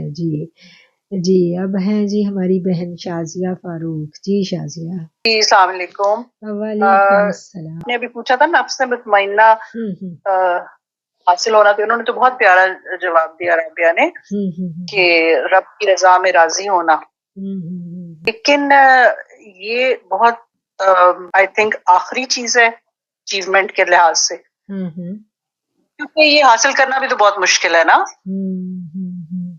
تو جو سٹارٹ ہے, اگر اس کو سٹارٹ سے پکڑا جائے تو میرا خیال ہے وہ جو آپ کی بھی بات آپ کر رہی تھی, کیونکہ ہم زیادہ تر تو اپنی روح پہ کام نہیں کر رہے ہوتے نا, موسٹ آف دا ٹائم ہم اپنی روح پہ کام نہیں کر رہے ہوتے.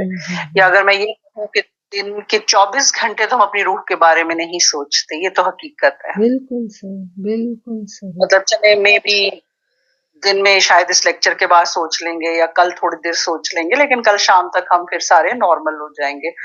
سارے نہ سے, لیکن کم از کم میں نارمل ہو جاؤں گی, ٹھیک ہے. اور جب تک مجھے یہ لگتا ہے کہ آپ کانشیس لیونگ نہیں شروع کرتے,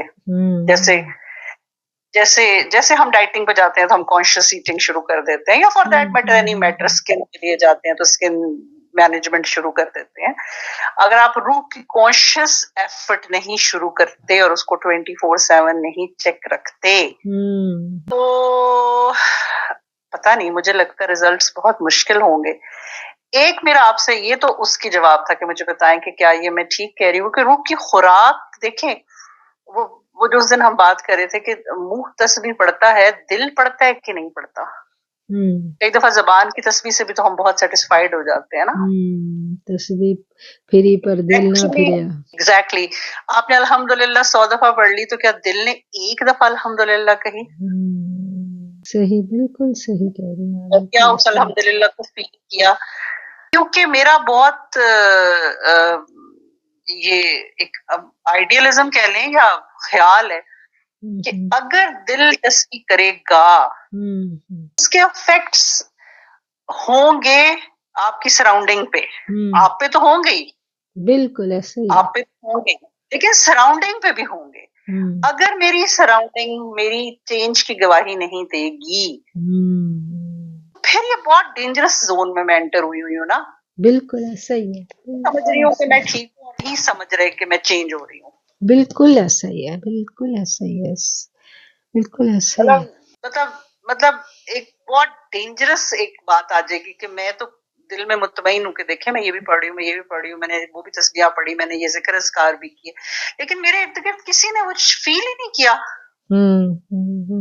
میرے رویے سے, میرے اخلاق سے, میری میری پریزنس سے میری چینج نہیں، اور اگر چینج ہی نہیں ہے کیونکہ آئے گی تو لوگ بتائیں گے، ایسا نہیں ہو سکتا. لیکن اگر نہیں ہے تو پھر تو ہم بہت ڈینجرس واٹرز میں چلے گئے نا، کیونکہ پھر تو بہت ہی خطرناک پانی ہے یہ. بالکل ایسا ہی ہے. ایک تو میرا آپ سے یہ سوال تھا کہ جو آج کل میں بہت سوچتی رہتی ہوں کہ یہ مطلب کہیں میں غلط وہم میں نہ شکار ہوں.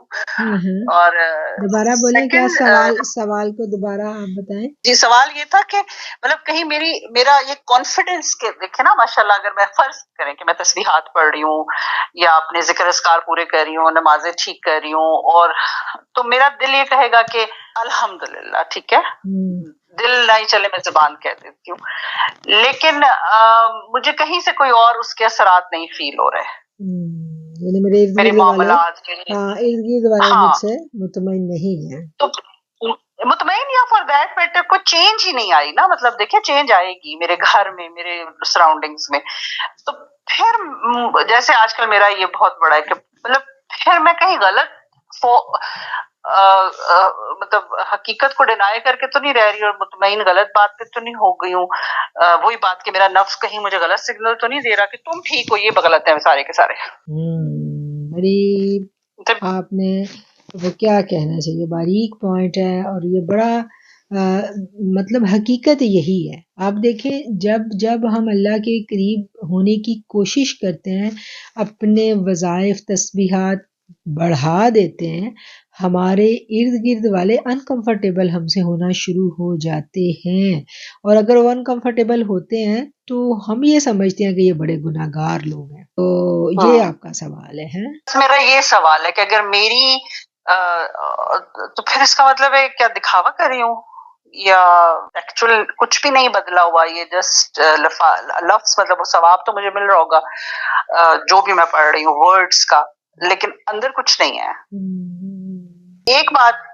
دوسری بات یہ ہے کہ جب ہم اس راہ پہ چلتے ہیں، تصوف کی یا اسپرچویلٹی کی راہ پہ چلتے ہیں، تو کیا ہم ریئیکٹیو کم ہو جاتے ہیں؟ مطلب کیا میرا ریئیکشن ٹائم کم، جیسے کچھ لوگوں کو غصہ آتا ہے، کچھ جواب دینے میں جلدی کرتے ہیں، کچھ ناراضگی بہت جلدی شو کرتے ہیں. مطلب ہر انسان کا ایک طریقہ ہوتا ہے نا اپنی ڈسپلے دکھانے کا. تو کیا اس کے اندر ایک دم تو دیکھیں انسان چپ نہیں ہو جائے گا نا، یا ایک دم تو انسان آئی ڈونٹ تھنک کہ یو ٹرن لے لے گا. تو ریئیکشن ٹائم سے ہم کیلکولیٹ کرتے ہیں کہ پہلے میں اس طرح ریئیکٹ کرتی تھی لیکن اب میں ریئیکشنز کم دیتی ہوں، یا for that metre delayed reactions دیتی ہوں، یا پہلے بول کے دیتی تھی اب چپ کر کے دیتی ہوں. مطلب ہاؤ ٹو، مطلب اگر کہوں how to gauge yourself کہ چینج ہے. دیکھیں ایک چپ ہونا ہوتا ہے نا، اگر تو میں اس طرح چپ ہو رہی ہوں کہ بھاڑ میں جاؤ لیکن اندر نہیں ہے، سمجھ رہی ہیں؟ اندر میں نے کوئی ایسا خاص چینج نہیں کیا، بے نیازی نہیں آئی نا، اس کو آپ یہ کہیں بے کہ بے نیازی نیازی نہیں آئی ہے. نہیں، فیل میں سب کچھ کر رہی ہوں، ریئیکٹ نہیں کر رہی ہوں، تو کیا یہ صحیح ہے یا یہ نہیں ہے میرا راستہ صحیح؟ اچھا، یہ اس طرح سے ہے شازیہ، اس کو ہم کہیں گے یہ ابتدا ہے.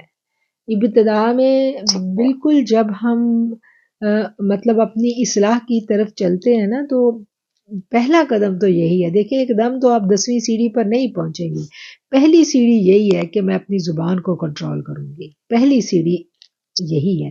اس چیز کو ہم ایسے سمجھ لیں کہ نماز تو سب کی ہو جاتی ہے، نماز فرض ہے، اور ہم کہتے ہیں کہ نماز خشوع و خضوع کے ساتھ پڑھو.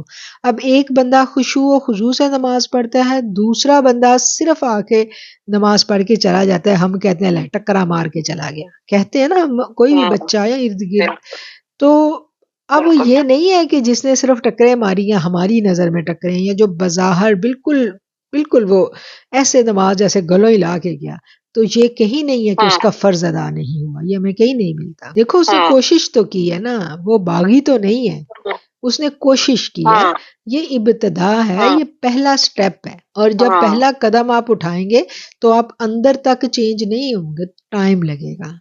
یہ جو آپ کی بات ہے نا کہ پہلے آپ خاموش ہوئے ہیں لیکن آپ دل سے تو خاموش نہیں ہیں، دل تو تڑپ رہا ہے، چیخ رہا ہے، مطلب بے نیازی نہیں آئی، دل ابھی فیل کر رہا ہے، تو مطلب یہ ہے کہ زبانی تو اقرار کر لیا لیکن ابھی ایمان اندر نہیں اترا، یہ وہی والی بات ہے کہ ابھی پہلا سٹیپ، چلو شکر الحمدللہ جی پہلا سٹیپ تو ہوا نا، تو پھر دھیرے دھیرے یہ لڑائی جاری رہے گی اور انشاءاللہ فتح حاصل ہوگی انشاءاللہ۔ انشاءاللہ بس میرے یہ 2-3 سوال تھے کہ آپ کا جو نفس ہے یہ ایک اتنا کنٹینیوس جنگ ہے کہ آپ اس کو کیسے سمجھ سکتے ہیں کہ ہاں میں یہ سمجھ لیں کہ لڑ رہی ہوں، مطلب مجھے تو یہ بھی چلیں جیتنا تو میں لفظ نہیں یوز کرتی کہ میں لڑ رہی ہوں، مطلب بالکل بہت ڈیفیکلٹ ہو جاتا ہے کوئی دفعہ۔ جی جی بالکل ایسا ہی ہے، اور الحمدللہ دیکھیں ایک قدم تو بڑھایا نا، پھر آہستہ آہستہ انشاءاللہ ہم محنت کرتے رہیں گے، لیکن اس قدم کو بڑھا کر ہمیں بہرحال یہ پتہ ہونا چاہیے، جیسے اب آپ کہہ رہی ہیں کہ جب آپ ایک قدم بڑھاتی ہیں تو آپ مطمئن تو نہیں ہوتے، آپ اطمینان میں نہیں آتے، ابھی آپ نے ہاں ابھی اطمینان تک پہنچنے کے لیے ایک پورا سفر ہے جو طے کرنا ہے، تو جو اطمینان میں آتا ہے نا بندہ، وہ پھر ہم کہتے ہیں اللہ اس کو پتہ ہی نہیں چلا، تو وہ پتہ ہی نہیں چلا وہ سمجھ لیں ایگزیکٹلی وہ لوگ جن کے ایگزیکٹلی وہ لوگ کہ آپ حیران ہو جاتے ہیں کہ اللہ نے ان کے لیے کتنی خوبصورت دنیا بنائی ہوتی ہے کہ ان کی ماشاءاللہ ماشاءاللہ ماشاءاللہ، تو آپ میں وہ نہیں ہوتا، آپ سب کچھ کر رہے ہیں، آپ خاموش بھی ہیں، ریئیکشن بھی نہیں دے رہے اپنے چہرے سے بھی، لیکن دل نہیں چپ، دل نہیں چپ، ہاں تو بس ہاں بولے بس اس کا یہ ابھی بالکل ابتدا ہے، اور وہ اس کو آپ دیکھ لیں کہ وہ جو حضرت نوح علیہ السلام والی بڑھیا تھی، اس بڑھیا پورا طوفان آ گیا اس کو پتہ ہی نہیں چلا، تو پھر ایسے لوگ جب آپ اس سٹیج پر پہنچ جاتے ہیں پھر آپ کو پتہ ہی نہیں چلتا، پھر آپ کو یہ رویے، یہ ارد گرد کی مطلب ماحول میں جو جس میں آپ چیخ رہے ہیں، ہم عورتوں نے کس پہ چیخنا، ہم تو اپنے رشتوں پہ مطلب آزمائی جا رہی ہوتی ہے نا، اپنے چار دیواری کے اندر ہی ہمارا سارا امتحان جو ہے نا وہ ہم نے دینا بھی ہے اور پاس بھی کرنا ہے، اور اس چار دیواری کے اندر اگر 4 بندے ہیں تو وہ 4 بندے ہمیں اوکے نہیں کریں گے، وہ چاروں بندے فرد جرم لے کے ہمارے رستے میں کھڑے ہوتے ہیں، ان سب کی فرد جرم کو ہم نے سہ کر کراس کر کے آگے جانا ہے، عورت کا یہی امتحان ہے، اور یہ بلیو کریں آسان نہیں ہے، یہ آسان نہیں ہے،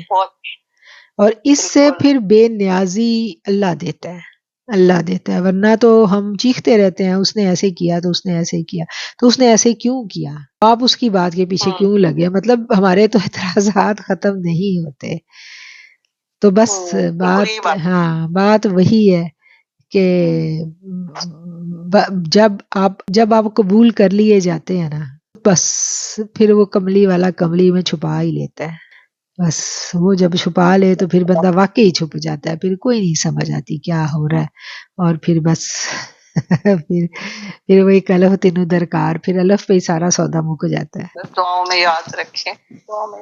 جی بالکل جزاک اللہ خیر۔ جی یہ جو تھوڑے سے ہم میسیجز پڑھ لیں، جہد مسلسل ہے یہ دل تو واقعی نہیں چپ بیٹھتا، اللہ ہم سب کی حفاظت فرمائے، اللہ کی فرما برداری میں پورے کے پورے داخل ہو جاؤ، تعلق رسول صلی اللہ علیہ وسلم پر محنت، بالکل زبردست پوائنٹ، اللہ کے مخلوق تو اللہ کا کنبہ ہے، ہمیں ان کو بے عیب دیکھنا ہے، اس نفس کے جہاد اکبر میں اللہ پاک ہم کو واضح بنائے، مخلوق کو بے عیب دیکھنا، ہم نے دو سال تو ہو گیا نا یہ سبق پڑھا تھا ہم نے، اور ابھی تک مجھے لگتا ہے ہمارا یہ سبق پکا ہی نہیں ہوا، کیا خیال ہے، صحیح کہہ رہی ہوں میں؟ بالکل صحیح کہہ رہی ہیں۔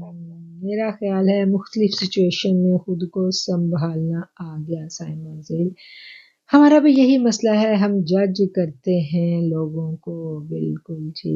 اچھا میرا ایک پوائنٹ مجھے جو سمجھ آیا ابھی تک، سوری میں بیچ میں انٹرپٹ کر رہی ہوں، کہ اگر انسان اپنی ایک نیگیٹیوٹی پہ بھی مطلب ایک پہ بھی اگر کام کرے نا تو پھر اس کے لیے آگے راستے آسان ہو جاتے ہیں، تب ہم بہت زیادہ اس میں نہ پڑھیں کہ بہت زیادہ جیسے ہم لمبے چکروں میں انسان پڑ جاتے نا، لیکن فرض کریں اگر آپ کو اپنی ایک خامی نظر آئی، روحانی بیماری، اگر ہم اس پہ محنت کرتے ہیں تو پھر اللہ جی آگے آپ کے لیے راستے بنا دیتے ہیں.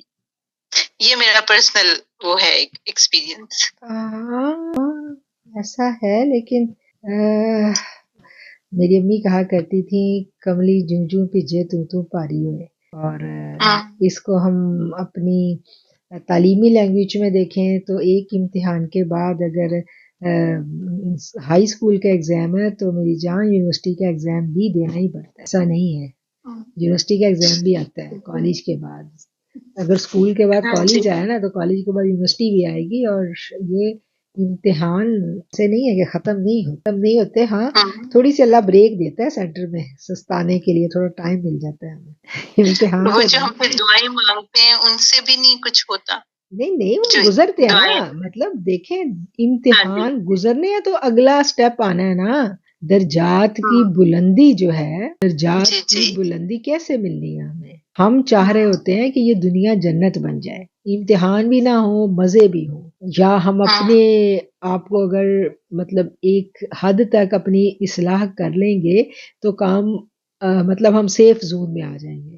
میں یہ سمجھا رہی ہوں کہ یہ سیف زون میں ہم اتنی جلدی نہیں آتے. میں یہ نہیں کہتی کہ نہیں آتے، آ جاتے ہیں، لیکن امتحان چل رہے ہوتے ہیں، وہ چلنے ہیں، ساتھ ساتھ چلنے ہیں. بس یہ ہوتا ہے کہ وہ امتحان اتنے پھر آسان ہو جاتے ہیں کہ دیکھنے میں وہ مشکل لگ رہے ہوتے ہیں، لیکن اللہ آپ کے لیے بڑی آسانیاں کر دیتا ہے. امتحان تو رہنے ہیں لیکن آسان ہو جانے ہیں.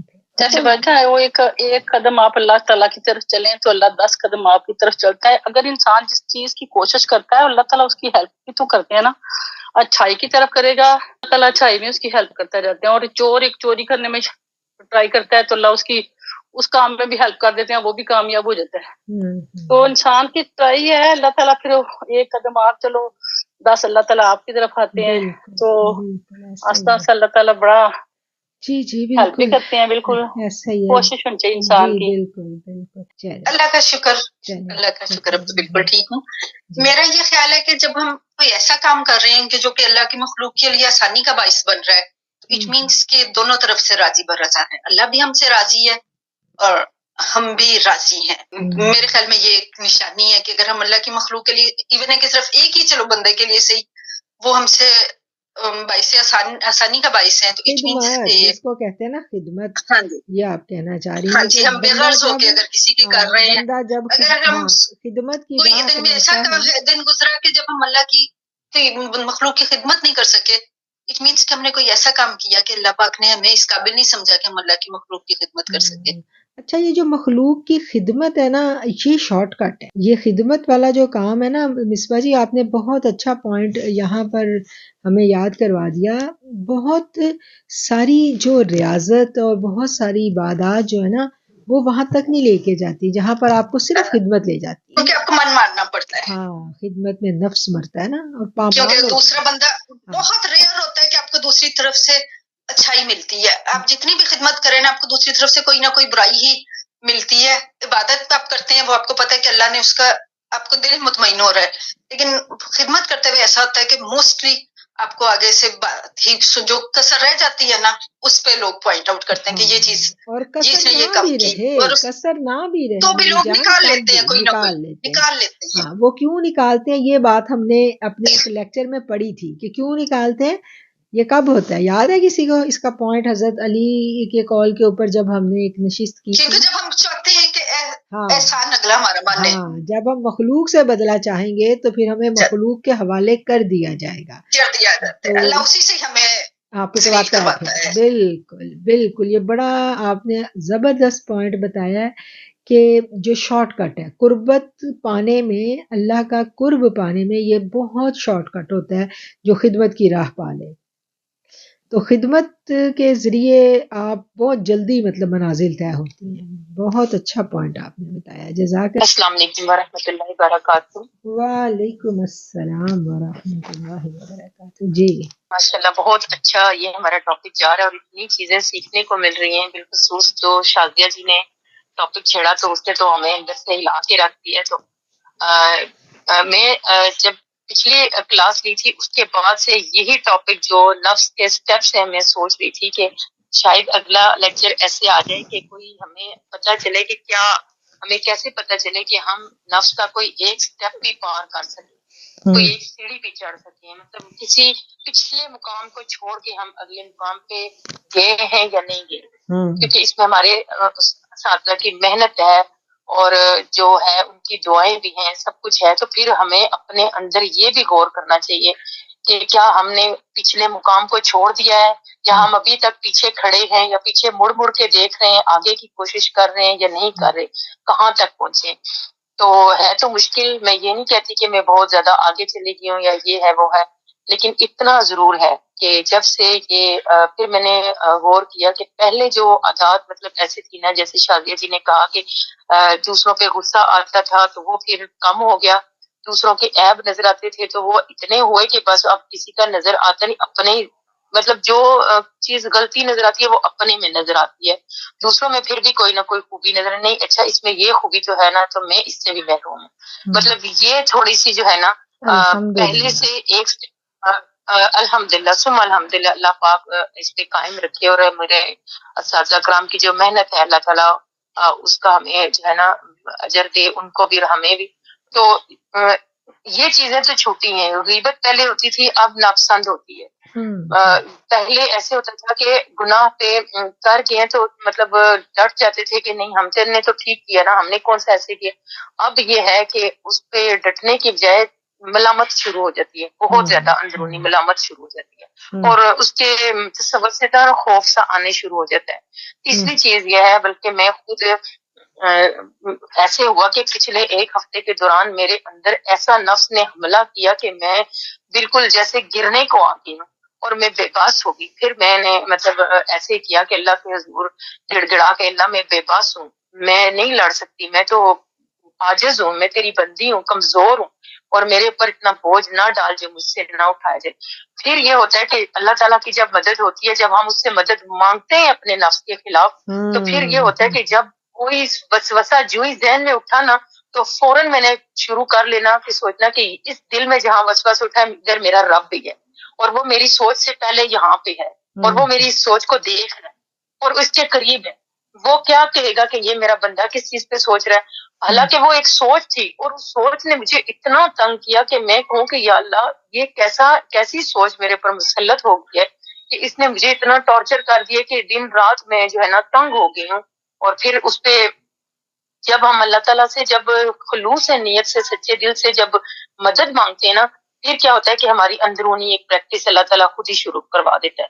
پھر جو ہے نا میں نے کلمہ کا وہ جو ذکر تھا نا، ذکر کو میں نے زیادہ شروع کر دیا، زبانی بھی دل میں بھی، جو بیٹھ کے ذکر کرنے والا تھا وہ بھی، کہ یا اللہ تعالیٰ مجھے میں یہ دوبارہ اس گڑھے میں نہیں گرنا چاہ رہی، مجھے اس سے خوف آتا ہے وہ چیز جو مجھے تجھ سے دور کرے، اور جو چیز میں لے کے تیرے پاس آؤں یا تو دیکھے تو کہے کہ ادھر سے تو میری بندی کہتی ہے میں اپنے رب سے محبت کرتی ہوں اور اس راستے کی مسافر کہتی ہے، اور راہ سلوک کی اور رب سے ملن کی راہ جب، اور مجھے ساری چیزیں وہ یاد آتی ہے جو آپ نے ہمیں بتائی، جو ایک ایک چیز کی تربیت کی ہے نا، پھر وہ گھومتی ہے اندر. پھر ہم کہتے ہیں کہ میں کیا اپنے رب کے آگے لے کے جاؤں، تو وہ یہ کہے گا کہ یہ ادھر سے یہ بھی کرتی، اور پھر ذہن میں کیا سوچ کے مطلب اپنے دل میں کیا پالا ہوا ہے. تو پھر بھی بعض کا ہم بعض کا یہ بھی ہوتا ہے نا کہ ہم اپنی اس کنڈیشن پہ بھی تھوڑے سے اندرون کہیں دبیز سے ہمیں تفاخر بھی آ جاتا ہے شاید ہمارے اندر. پھر بعض کا ہمیں ٹھوکر بھی لگتی ہے، تو اگر ہم اس طرح کی غلطی کرتے ہیں تو پھر ہمیں سزا بھی دی جاتی ہے، ٹھوکر سے بھی ہمیں جو ہے نا، جیسے کہتے ہیں نا جب بہت بندہ غلطی کرتا ہے تو ماں بھی تھپڑ لگا دیتی ہے، پھر وہ تھپڑ بھی شاید آتا ہے. تو پھر اللہ تعالیٰ سے، اور بعض اوقات ایسے ہوتا ہے کہ آزمائش میں سے ہمیں گزارا جاتا ہے، آزمائش میں سے گزارنے کا یہ مطلب ہوتا ہے کہ ہم دوبارہ وہ والی غلطیاں نہ دہرائیں، پھر اپنی غلطیوں پہ غور کریں، اور پھر انسان کے مقام کو بڑھانے کے لیے، اس کو ایک سٹیپ آگے لے کے جانے کے لیے بعض اوقات ایسی آزمائشیں ہوتی ہیں کہ انسان اس آزمائش میں سے گزر کے تو پھر آگے ایک سٹیپ آگے چلا جائے. تو جو نفس مطمئنہ کا جو ہے وہ تو بہت ہائی رینک ہے، وہاں تو اللہ پاک ہم سب کو بھی اس مقام پہ لے کے جائے، اس کو اچیو کرنا. ابھی ہم لوگ تو بہت بچے، ہم تو چھوٹے چھوٹے ننے وہ پودے ہیں جو بیچ سے ابھی کومپل پھوٹی ہوئی ہے. تو الحمدللہ ہمارے اساتذہ کرام تو اللہ تعالیٰ، اور وہ جو ہائی رینک والے لوگ ہوتے ہیں نفس مطمئنہ والے، وہ لوگ ہوتے ہیں کہ جن کی صحبت میں بیٹھ کے اللہ یاد آتا ہے اور جن کی باتیں سن کے اللہ اور اللہ کے رسول کی محبت بڑھتی ہے اور ایمان تازہ ہوتا ہے، اور پھر وہ اپنے وجود سے اور اپنے اس فیض سے اور اپنی جو اللہ کی محبت اور اس جو مطمئن نفس جو ہوتا ہے وہ پھر سراؤنڈنگ میں پھر وہ صحیح اثر کرتا ہے، اور پھر ہمیں خود محسوس ہوتا ہے کہ ہم ان کی سراؤنڈنگ میں ہیں، ہم کبھی وہاں تک تو پہنچنا بہت مشکل ہے، لیکن یہ میں کہہ رہی ہوں کہ اگر ہم اس اسٹیپ میں آگے گئے ہیں، ہمیں کیسے پتا چلے کہ ہم نے ایک منزل اوپر گئے ہیں یا نہیں گئے، یا ہم پیچھے مڑ کے دیکھ رہے ہیں یا آگے دیکھ رہے ہیں یا اس جگہ پہ اسٹل ہیں، تو ایسے مطلب بعض کنفیوژن ہوتی ہے۔ صحیح، دیکھیں یہ پتہ بس آپ کے اندر ہی سب کچھ موجود ہے، آپ کو خود ہی احساس ہونے لگ جاتا ہے۔ وہی باتیں جیسے ابھی شازیہ جی نے کہا کہ پہلا مرحلہ وہ ہوتا ہے کہ جب آپ زبان سے خاموش ہیں، آپ نے اپنی زبان کو خاموش کر لیا، لیکن دل کے اندر بڑی جنگ ہو رہی ہوتی ہے، آپ بہت تکلیف میں ہوتے ہو، اور آپ بس آپ زبان سے نہیں کہہ رہے، لیکن آپ کی باڈی لینگویج جو ہے نا وہ آپ کی ناپسندیدگی ظاہر کر رہی ہے۔ یہ پہلا مرحلہ ہے، اور پھر اگلے جو مراحل ہیں ان میں پھر یہ ہوتا ہے کہ وہ تنگی دل میں نا، وہ تنگی دل کی ختم ہو جاتی ہے، پھر آپ کو اتنا فرق نہیں پڑتا، پھر آپ بے نیاز ہو جاتے ہیں، اور یہ بے نیازی اللہ ہی دیتا ہے۔ ہم دعا بھی مانگتے ہیں نا، آقا نے ہمیں مانگنی سکھائی ہے، وَأَغْنِنِي بِفَضْلِكَ عَمَّنْ سِوَاكَ، اللہ تو مجھے اپنے سوا سب سے بے نیاز کر دے۔ تو یہ دعا ہمیں ضرور مانگنی چاہیے، مطلب یہ ایسی دعائیں میں کہتی ہوں جو لوگ تہجد پہ اٹھتے ہیں وہ تہجد پہ اٹھ کے اس دعا کو مانگیں، جو تہجد نہیں پڑھ سکتے وہ سجدوں میں یہ دعا ضرور مانگیں، اللہ ہمیں اپنے سوا سب سے بے نیاز کر دے، کیونکہ جب تک یہ دنیا دل سے نہیں نکلتی، اس دنیا سے بے نیازی نہیں آتی، ہم پھنسے ہی رہتے ہیں، ہم پھنسے ہی رہتے ہیں، کبھی ہم اس کو خوش کرنے کے چکروں میں، کبھی اس کی بات دل پہ لگا کے، کبھی ادھر کبھی ادھر، ہم اپنا وہ جو کیا کہنا چاہیے سفر کو لمبا کرتے چلے جاتے ہیں۔ باقی یہ ہے کہ ایسا نہیں ہے کہ ایک چیز سے آپ نکلو گے تو آپ کی زندگی کے امتحانات ختم ہو جائیں گے، امتحانات تو اس لیے آتے ہیں کہ درجات بلند ہوتے ہیں، تو وہ تو چھوٹے موٹے آتے ہی رہنے ہیں، وہ تو درجات کی بلندی ہے، کبھی بیماری آ جاتی ہے، کبھی کوئی زندگی میں کوئی مطلب کوئی دکھ آ جاتا ہے، کوئی درد ہو جاتا ہے، تو یہ سب تو چلنا ہے ساتھ ساتھ، اس سے گھبرانا نہیں ہے، یہ تو وہ کیا ہے تم دیے وعدے صبا سے نہ گھبرا ہے عقاب، یہ تو اڑتی ہے تجھے اونچا اڑانے کے لیے، تو یہ تو انسان کے درجات اوپر جا رہے ہوتے ہیں، اور آپ دیکھیں ہر تکلیف ہر درد کے بعد قربتیں اور بڑھتی ہیں انسان کی۔ چلیں جی اب کوئی اور بہن بات کرنا چاہتی جی جی ابھی جان ایسے ہوتا ہے کہ بعض اوقات ہم لوگ ایک اپنے اندر کی ہماری ایک تو باہر آزمائشیں چل رہی تھی، ایک اندر بھی چل رہی تھی، کوئی وسوسہ کوئی سوچ کوئی بار بار جو ہمیں ٹارچر کر رہی تھی، آپ اس سے لڑ رہے ہوتے ہیں مسلسل، تو جب اس سے خلاصی پا لیتے ہیں تو جس کا ہمیں وہم گمان میں بھی نہیں ہوتا تو وہ حملہ ہوتا ہے پھر ہم پہ، تو بس وہی بات شازیہ والی کہ ہر وقت جو ہے نا یہ ایک منہ زور گھوڑا ہوتا ہے نا نفس، ایسے جیسے ہم ایک طرف سے موڑتے ہیں تو دوسری طرف دوڑاتا ہے، ہمیں دوسری طرف سڑک پر دوڑتا ہے، تو وہ ہم بعض اوقات ایسے بے بس ہو جاتے ہیں اور بعض اوقات گرنے بھی لگتے ہیں۔ پھر الحمدللہ جب ہمارے اساتذہ کرام کی دعائیں اور ان کا ہماری کہتے ہیں نا ہماری کانڈ پہ ہاتھ، تو وہ پھر ہمیں تھوڑا سٹیبل ہو جاتے ہیں، اللہ تعالیٰ کی کرم نوازی ہوتی ہے، حضور علیہ السلام کی نظر کرم ہوتی ہے، تو لیکن یہ کہ ہمیں رگڑا بڑا لگتا ہے، اندر سے بڑا رگڑا لگتا ہے، پھر بعض اپنا ہی کوئی عمل ایسا ہو جاتا ہے کہ میں نے یہ غلطی کی ہے، فلاں کا کہیں دل تو نہیں میرے سے دکھا ہوا، تو وہ بات ٹارچر کرے گی، بندہ کہے گا کہ بس اب وہ پھر چین نہیں لینے دیتا اندر سے، وہ کہتا ہے بے چین، اگر یہ نماز بھی پڑھنی ہے یہ سب بھی کرنا ہے تو دل میں یہ بات کیوں رکھی ہوئی ہے، اس کو صاف کرو، پھر وہ بڑی اندر سے صفائی دھلائی کرنی پڑتی ہے سارا جو ہے نا، لیکن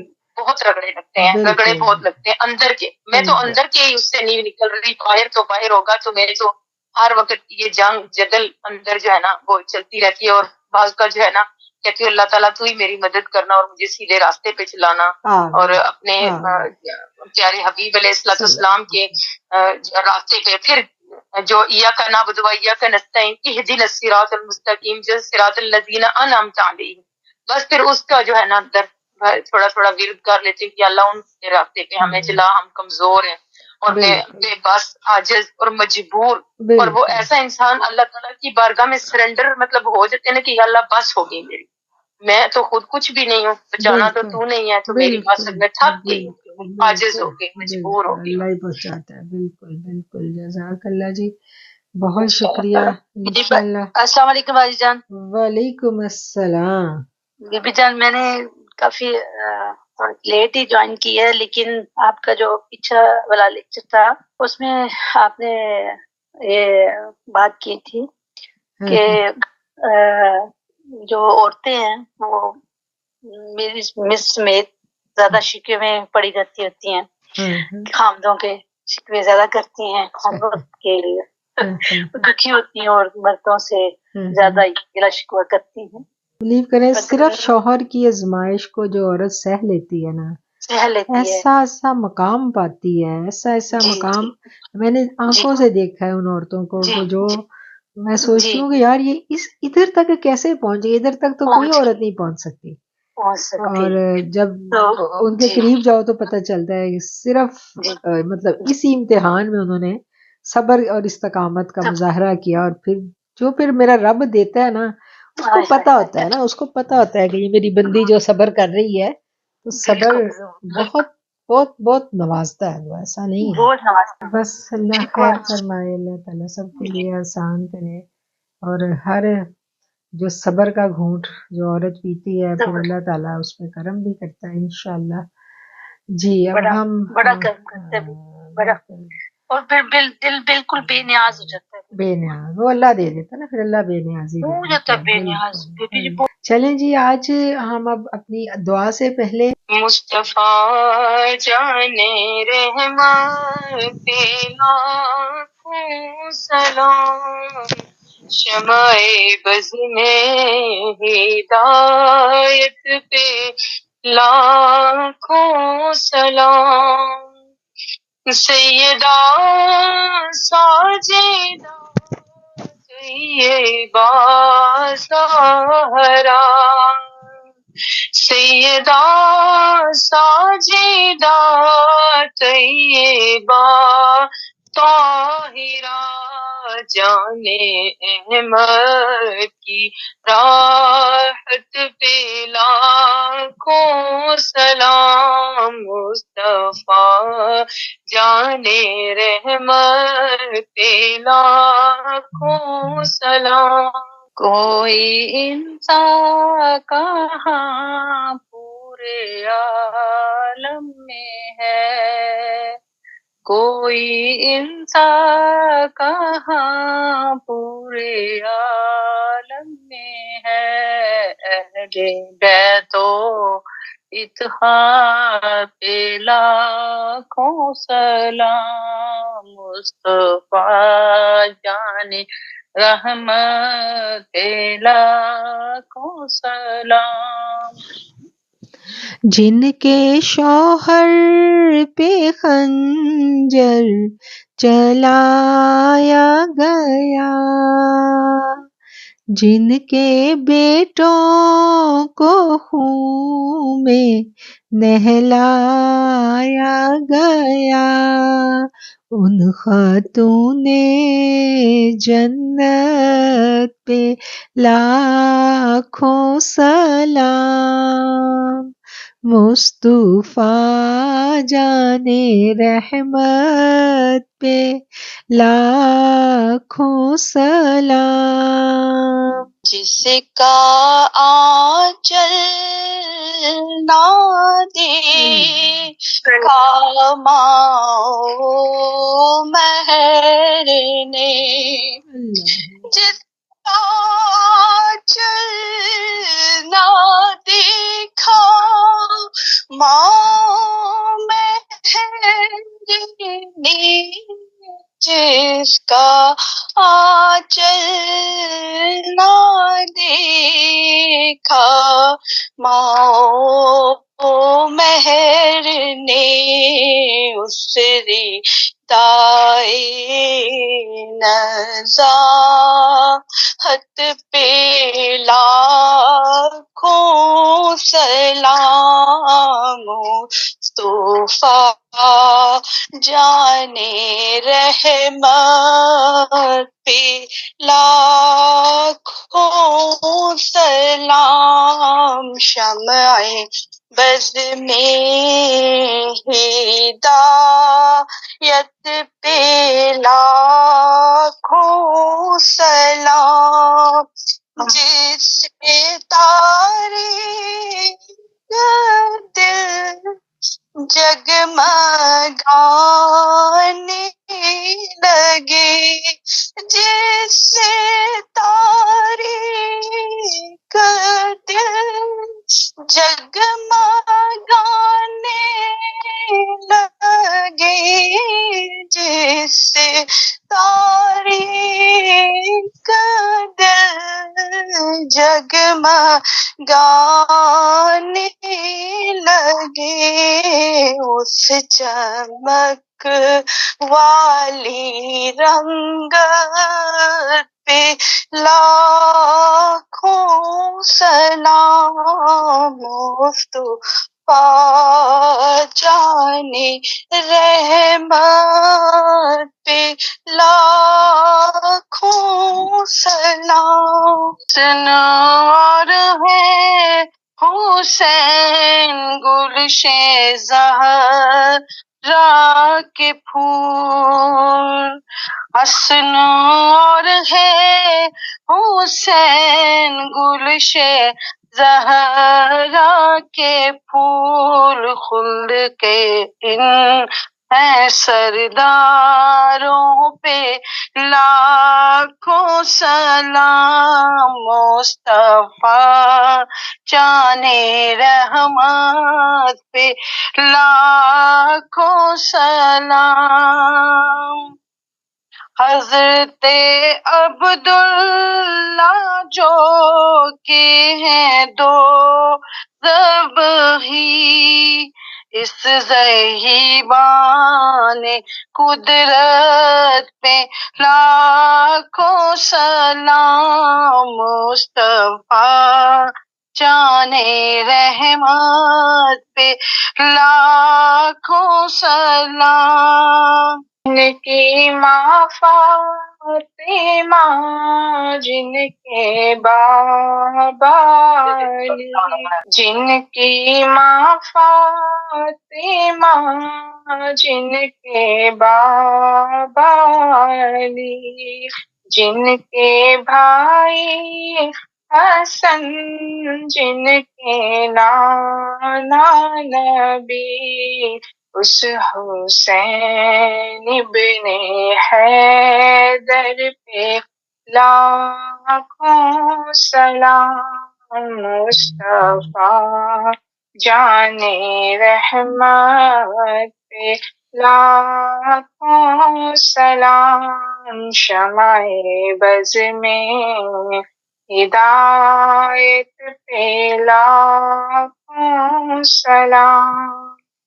तैयबा ताहिरा सैयदा ज़ाहिदा, तैयबा ताहिरा सैयदा ज़ाहिदा, जाने अहमद की राहत पे लाखों सलाम, मुस्तफा जाने रहमत पे लाखों सलाम, शमाए बज़ में हिदायत पे लाखों सलाम। सैयदा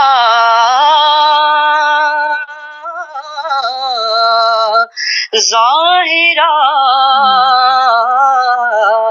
तैयबा ताहिरा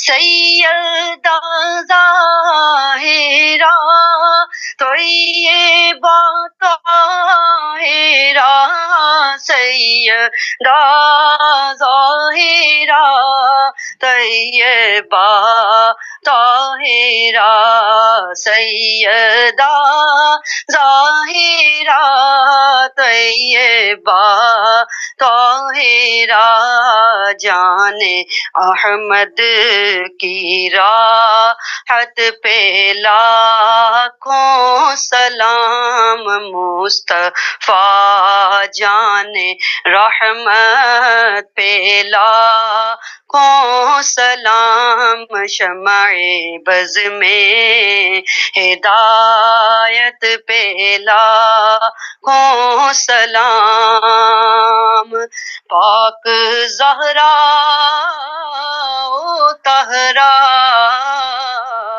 یا فاطمہ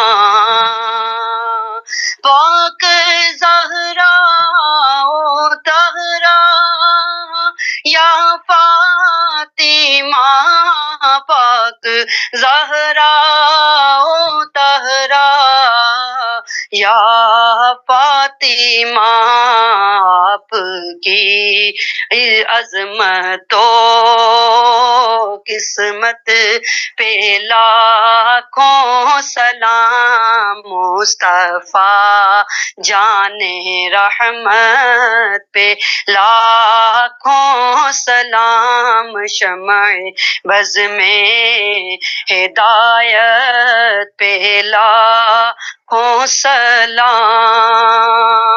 جن کی ماں فاطمہ جن کے بابا علی جن کی ماں فاطمہ جن کے بابا علی جن کی ماں فاطمہ جن کے بابا علی جن کے بھائی حسن جن کے نانا نبی اس حسین ابن حیدر پہ لاکھوں سلام مصطفیٰ جان رحمت پہ لاکھوں سلام شمع بز میں ہدایت پہ لاکھوں سلام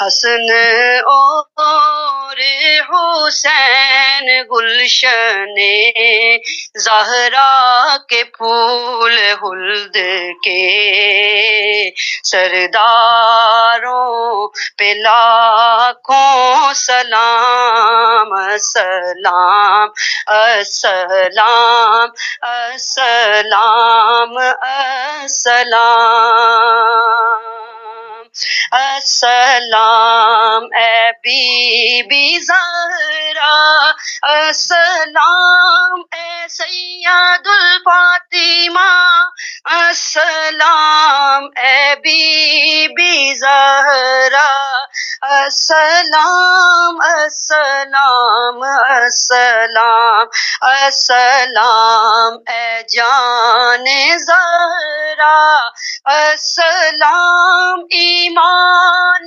زہرا السلام ایمان عالم تم سے ہے سامان عالم یا نبی سلام علیکہ یا رسول سلام علیکہ یا حبیب سلام علیکہ صلوات اللہ علیکہ اے خدا کے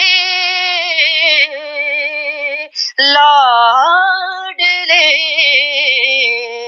اور پیارے رسول یہ سلام عاجزانہ ہو قبول اے خدا کے پیاری دلاری سیدہ یہ سلام عاجزانہ ہم سب کی طرف سے ہو قبول. السلام علیک یا ایھا النبی ورحمۃ اللہ وبرکاتہ. الصلاۃ والسلام علیک یا سیدی یا رسول اللہ وعلی آلک واصحابک یا سیدی یا حبیب اللہ. الصلاۃ والسلام علیک یا نبی اللہ وعلی آلک واصحابک یا سیدی یا نور اللہ. السلام علیک یا سیدی یا مرشدی یا رسول اللہ وعلی آلک واصحابک یا سیدی یا حبیب اللہ. السلام علیک یا بی بی سید الفاطمۃ الزہرا. السلام علیک السلام السلام السلام. لا الہ الا اللہ محمد رسول اللہ.